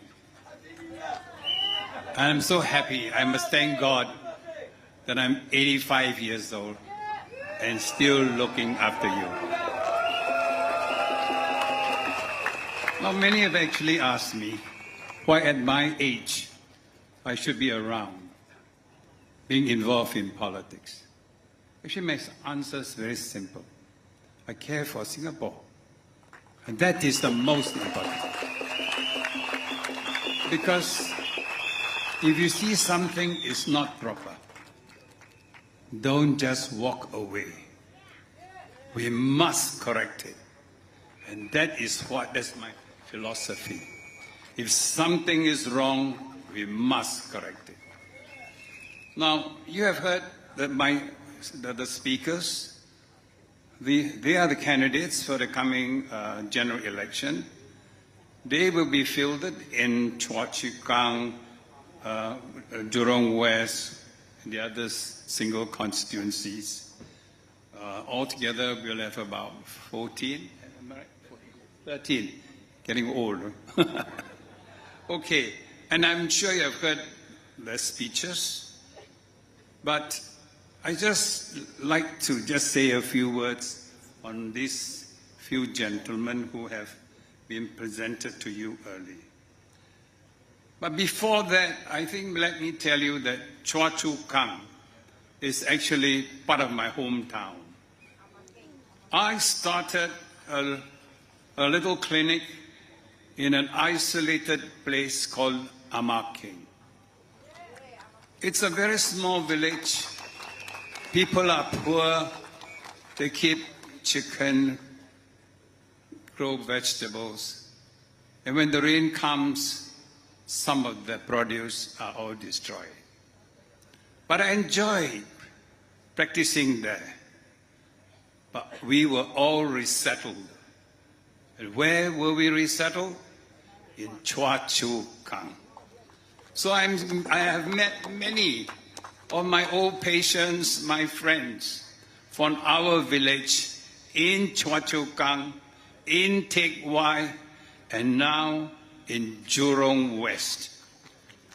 So I think if the PAP think that putting us in Jurong West is going to disadvantage PSP, I think they are wrong.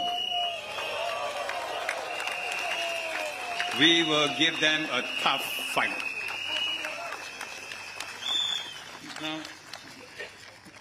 you have already heard all of them speaking, so I don't want to spend too much time on all these people, so I'm sure you know. But touching on what Hazel said about competency, honesty, transparency, accountability, I think this is where I fear why I left the PAP. Because I always insist that there must be accountability, there must be transparency for things to work well. And when we see it when they are not doing that, it will be a shame if we just walk away. We must take it head on and tell them that, no, this is not the right way to govern Singapore. But having said that, when traced together, remember the COVID incident? The PAP actually asked us to help out in this trace together. And our friend here. We have the expertise. We could not have given to them. But for Singapore's sake, we break down political barriers and think of a Singaporean. That is why I say, go, Harish, help the government. We must not be selfish, because at the end of the day, the country matters. And if we have important measures that we have, we should share for the interests of this country.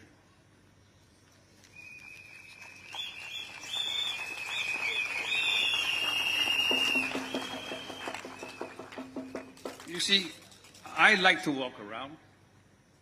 At my age, I think all of you got to walk around. But sometimes don't walk too much, those who are in my age, because your knees will give way. That's a medical advice, okay? Free of charge. Now, when I hear people asking me, Doc, why don't you give us some fish? Why don't you give us some eggs? I said, what are you saying? Say, hey, but that side, they're giving all these people eggs, fish. I said, no. We are a first world country. 咪下水就丢，咪使下水，咱个国家就变 number one，number one not number two， okay？ So I tell them, no, I have no fish to give you, I got no eggs to give you, but I give you a voice, and the voice are these people, and they will speak up for you. They will tell you where the government is wrong. They will be fearless. And I will make sure they carry on their duty as good MPs in the future. You have watched Mun Wai. You have watched Hazel. Were they just sitting MPs? No. I watched them in Parliament in the early days. I feel sorry for them. They were hit so many times. But these parliamentary wounds, I told them, don't be afraid, because you will grow and you will learn how to fight back. And here, I'm very proud of them.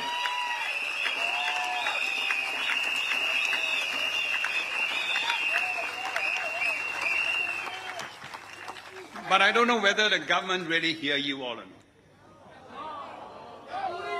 But I hear you. When you tell me your price of coffee, a cup of coffee, Nala, how much more? So much more. And also when you go marketing our housewives, they tell me $30, I can't buy much. Now these are genuine problems. So I think we hear you, but they didn't hear you. And the evidence is so clear. Look at the budget. Look at the budget. We had a surplus of $6.4 billion. Now that is significant. They increased the GST from 7% to 9%. And yet they got a $6.4 billion surplus. That means they are not listening to you.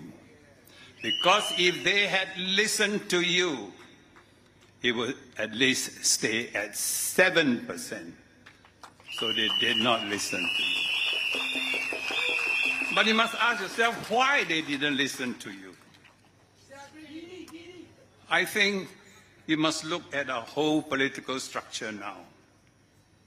Because the people who's manning the political systems are the same kind of people. My time, the people who entered Parliament are made up of people, ordinary people, tricycle riders, taxi drivers, doctors like me, trade unionists. We were all there. So there was a big group of people with different ideas. But now, be careful. They are picking men and women from the civil service, from the army. This is dangerous. In medical terms, I call it inbreeding. And when there's inbreeding, let me tell you, my friends, when there's inbreeding, there's no change of idea because everyone is scared. They're frightened. The economic system is closed. So there's no one would tell their leaders that they were wrong. During my time, when they promoted the nominated members of Parliament, I stood up and said, no. Every member of the House must get elected, must gain the confidence of all of you to get a place in the House. So I voted against the NMP. It wasn't easy. Of course, they got angry, but you must stick to your principles. And the principle is very simple in this one. If you don't ask the people, you don't just come in, you don't just walk in, you gain a mandate from the people before you can be a member of parliament. So what I'm telling you, our system is beginning to change. When I became a member of parliament, actually Lee Kuan Yew asked me, I told him honestly, I wasn't enamored with the PAP. He was shocked. But, you see, he's a great man. He said, I don't want yes men. I want people who will tell me off. People with no hidden agenda. And he recognized that we don't have hidden agenda, but we always speak for the people. So this is what my fear. What is our system getting into? If we don't put a stop to it, we will have a whole parliament of ex-civil servants who implement the policies and now, who carve out the policy and now implementing the policy. How do you expect to change? So you must really consider to bring in people, different kinds of people into parliament, to get that diversity of views, that diversity of opinion. Then we can have a good debate, and out of a good debate, good outcomes will come. Without good debate, I tell you, no. My time again, I have to tell you, when they had conceived this educational change, I stood up and said, this education system then would have stratified our society.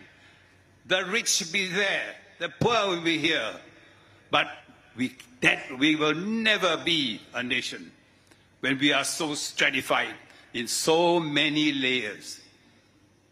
So, what I'm still here, standing before you, I want to convince you, you must make that change.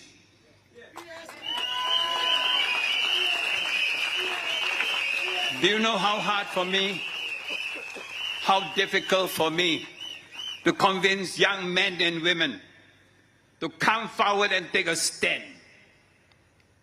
They were so afraid. But they were not afraid. They chose to come with me. The 9 old chaps who come and set up my party, they were men of courage. So let me tell you, Singaporeans and people of Choa Chu Kang, this is our country. Help me make this change. So on 3rd of May, think carefully. You must get more opposition. It's not just PSP. People from the Workers' Party, SDP, they're all our friends.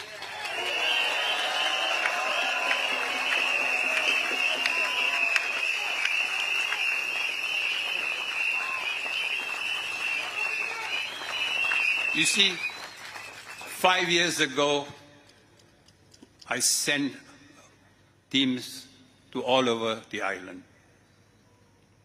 I wanted footprints, but we made a lot of mistakes. So I'm telling you, don't worry, make mistakes. But this round, we consolidated our position. Why we consolidate our position is because I want to make sure young men and women like them must go into parliament to make the change.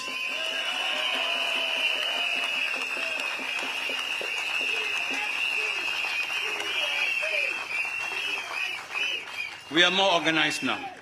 Trust us. But we need help. We are not perfect. And we are not ashamed to tell you that we need help. So you must help me. Actually, not only help me, you're helping the country to make this change come on May the 3rd.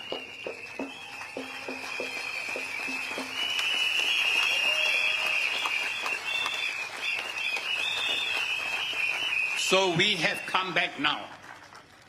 We have decided that we will not abandon West Coast and all the places we fought, except certain places we couldn't afford to continue to fight. Why? Because it's a responsibility. We don't want to run away from West Coast, where we had very marginally quite close to winning. So we are back, and we are more prepared to serve. And we have to bring the change.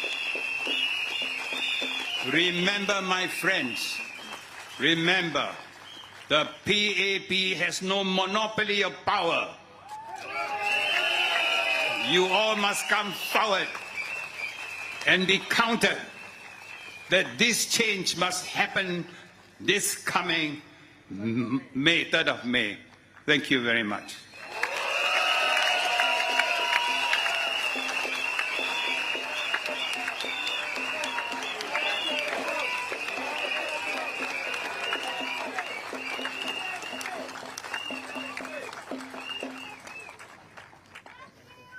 Thank you, Dr. Tan.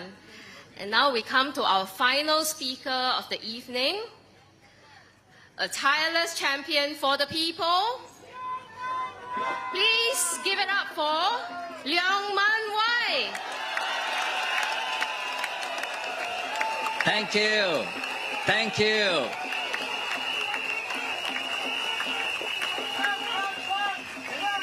Thank you. Good evening, fellow Singaporeans and residents of Choa Chu Kang, GRC, and Bukit Gombak SMC. A big thank you to all of you for coming today and have spent the last 2.5 hours standing there listening to us. And I can see the number of residents is still increasing. People are still coming in. I must also thank the two ladies who have put up the two placards for Dr. Tan and myself. It reads, Dr. Tan, I love you. And PSP, Leong Mun Wai forever. Thank you. Thank you.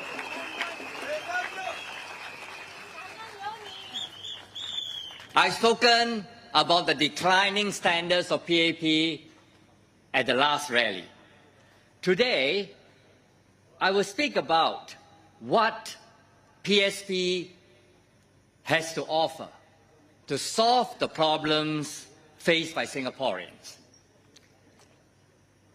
There is a very big disconnect between the Singapore of the PAP and the Singapore of the people.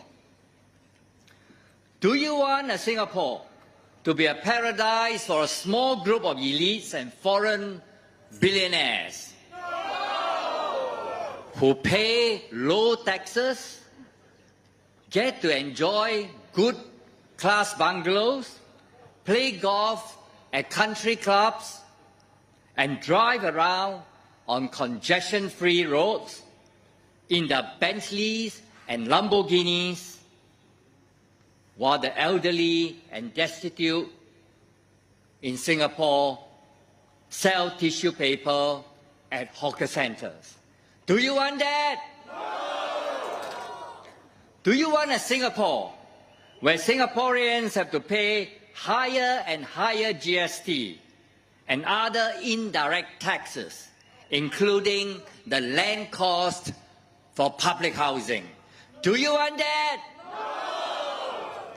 No! Do you want a Singapore when young Singaporeans have to delay their plans to form a family because they have to wait for a long time for a BTO, which is smaller and smaller in size, but higher and higher in price. Do you want that? Do you want a Singapore where all Singaporeans have to worry about the lease decay, that the HDB flat they own goes to zero after 99 years? Do you want that? And do you want all Singaporeans having to downgrade to a smaller flat in order to retire? Do you want that?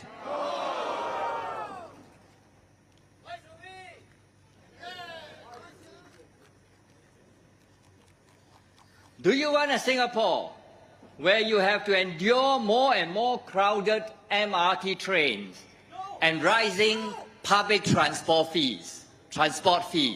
Do you want that? Do you want a Singapore where Singaporeans experience more and more difficulty in finding good jobs despite heavy investment in education at our world-class universities? Do you want that? And finally, do you want a Singapore where more and more Singaporeans are facing mental health issues because it is so stressful to keep up with the very fast pace of life, high cost of living, and long working hours in Singapore? Do you want that? So when you go to the poll on 3rd May, think about what kind of Singapore do you want? PSP recognizes this big disconnect. Hazel and I have recommended many policies to tackle the problems of heartland Singaporeans head on. Of course, tomorrow the mainstream press will say PSP is just advocating spending money, spending money, spending money. But that is not the case.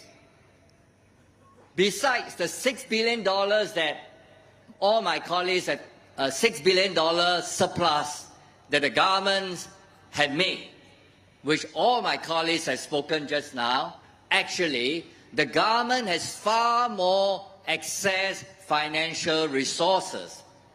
A fact that I've debated in a full motion for public finance in Parliament in February 2024.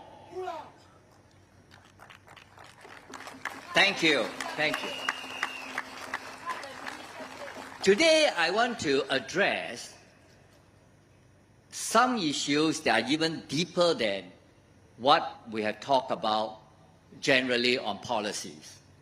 And that is about the fact that the PAP government is able to have a firm grip on the finances and hence the life and livelihoods of Singaporeans is because they have full control over the land and they have full control over our CPF accounts. Do we want to continue to allow them to do that? No. Currently, more than 80% of land in Singapore is owned by the government. A lot of this land was acquired from our parents and grandparents in the early 1970s and 80s, very cheaply. Sometimes it's even for $1 or $2. Like the land that the government has acquired from the villages of the Ama King and also Tengah. The government's current policy is that when HDB builds a new flat, it must put the cost of the land into the reserves. We have no problem, and I'm sure many of our parents and grandparents wouldn't mind, or at least in the end they accepted that the government has acquired the land for the good of the country. However, now the government is selling back the land to us at very high cost.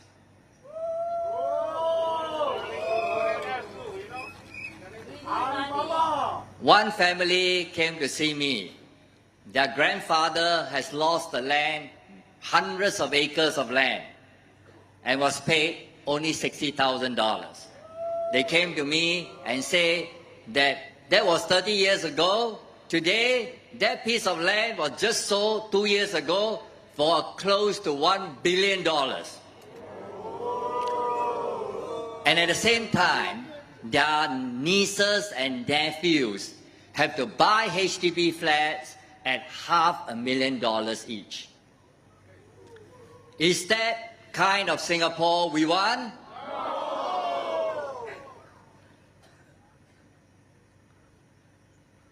PSP wants to change that.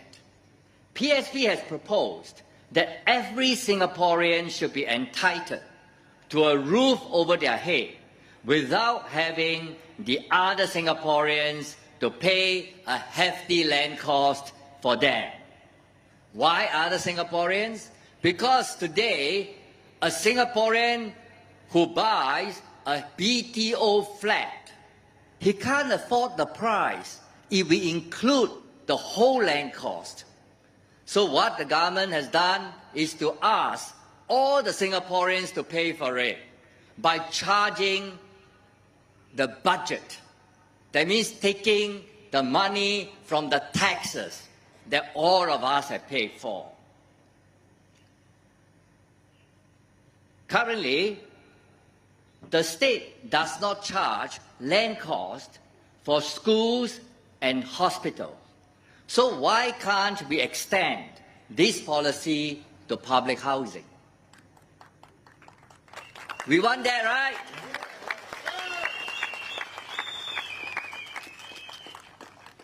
Under our proposal, if the HDB flat buyer just buy the HDB flat, the BTO flat, for living in, he doesn't need to pay the land cost. However, when he wants to resell the HDB flats for a profit, he needs to pay the land cost to the state. This is fair, right? Is that fair? Yes. Hence, the scheme that we have proposed, no land cost for public housing, is not about giving away land free. It's about providing really affordable public housing to Singaporeans who only want a roof over their heads.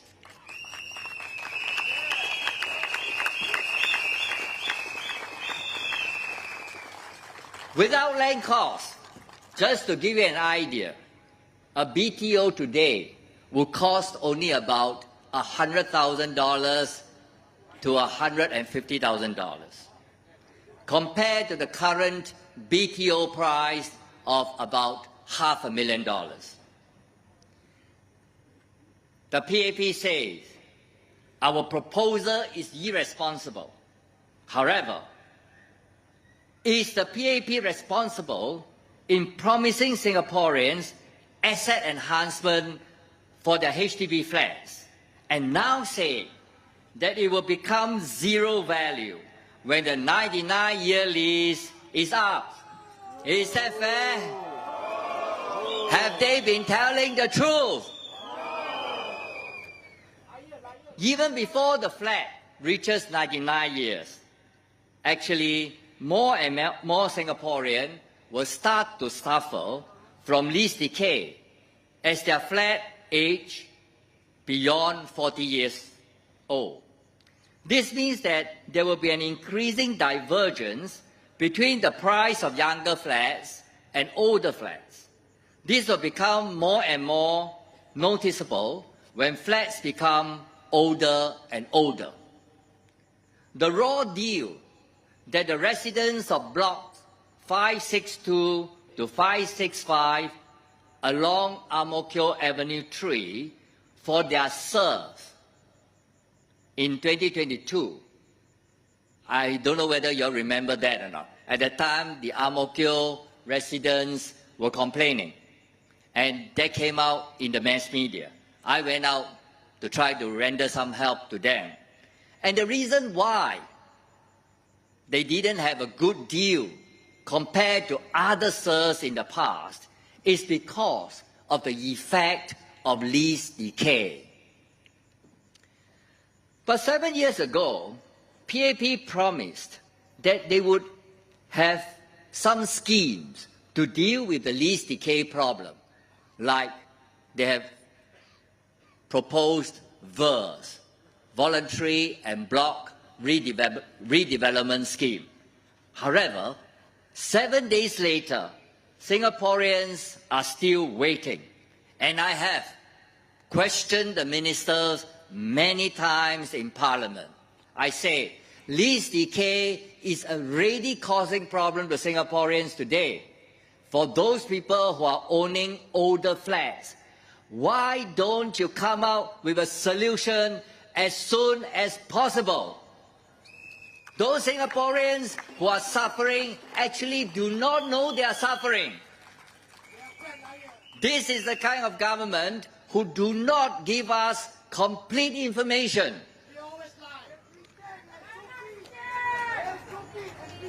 So I have asked them many times in Parliament. They say that it's coming, but till date, there has been no answer to them. So many years ago, when they say that they will find a solution for lease decay, was that just an empty promise?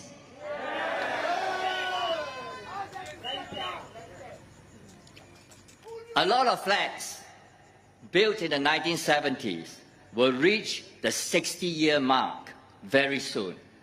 Lease decay will start to have a bigger and bigger impact on our property prices. We need more certainty from the government for the sake of Singaporeans, not just empty talk. With our no land cost scheme, future Singaporeans will not have to worry about lease decay anymore because the price is low. The BTO price is low. And future generations of Singaporeans will not need to worry about ever increasing BTO prices. PSP's no land cost scheme is not radical. It is practical. It's compassionate. In fact, it is urgent. Do you agree? It makes public housing truly public again, not just in name, but in spirit.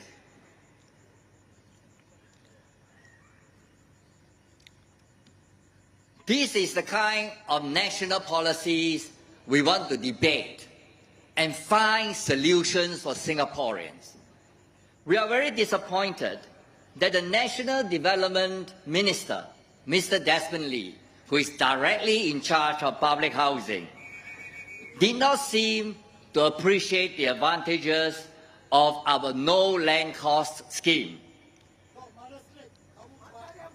No wonder he has declined our invitation to a debate on national issues. He only seems to want to talk about local issues. But the national issues, which are far more important for Singaporeans to improve their lives and livelihoods, he doesn't want to debate with us.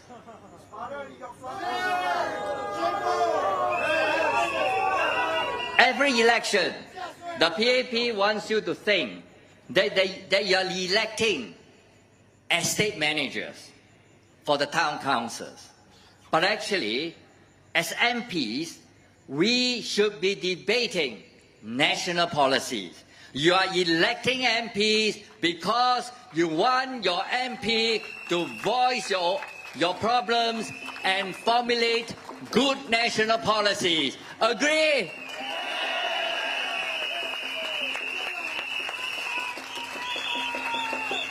But this does not mean PSP neglect local issues. In fact, we have spoken about local issues. We have spoken about, for example, one of the most important things was the poor, relatively poor public transport system in the West compared to the East.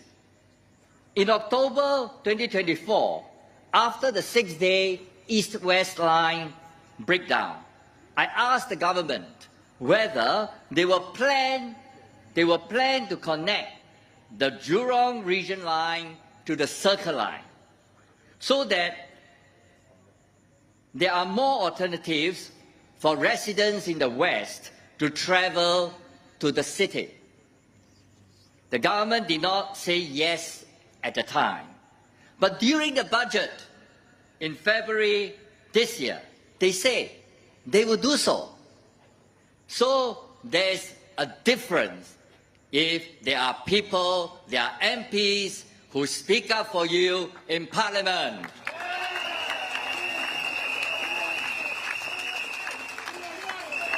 So send us to Parliament so that we can demand accountability. We can voice your problems in the Parliament. Thank you, thank you. My fellow Singaporeans, the 4G PAP has lost its way.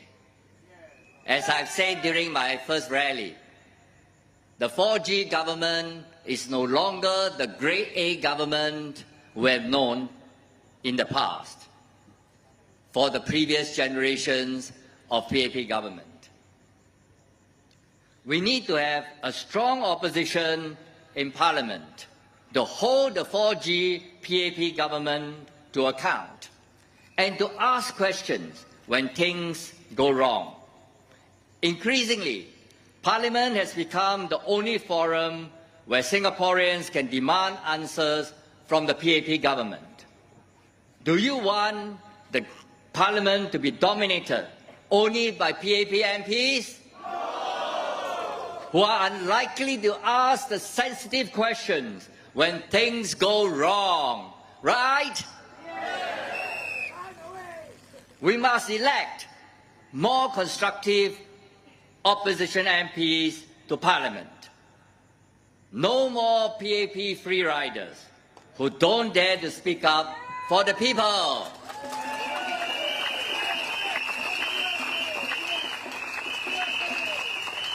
If you agree to all this, vote for Progress for All. Vote for PSP. Can you repeat after me? Vote for PSP. Vote for PSP. Vote for PSP. Thank you very much. Thank you.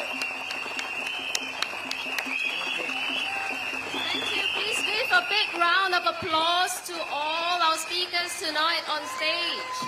Woo!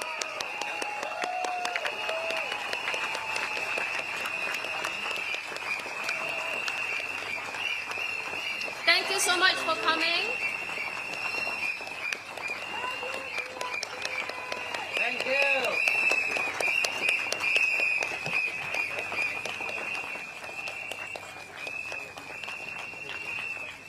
Thank you and good night.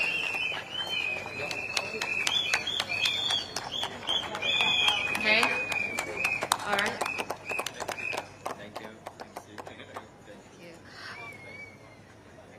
Before you go, we kindly ask everyone, to disperse in a safe and orderly manner. Please follow the instructions of our marshals and volunteers as you exit the stadium.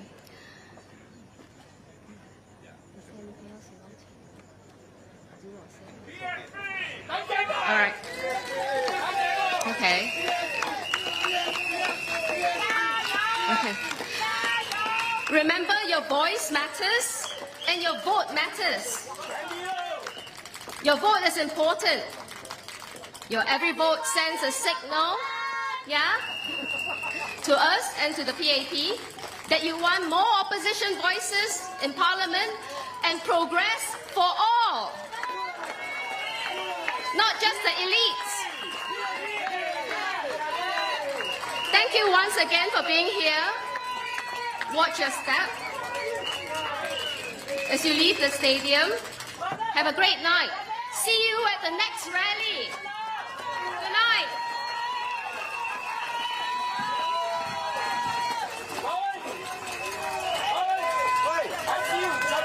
I see you in Choa Chu Kang. Choa Chu Kang. Yeah. I see you guys. Choa Chu Kang. Have courage. Thank you. Thank you.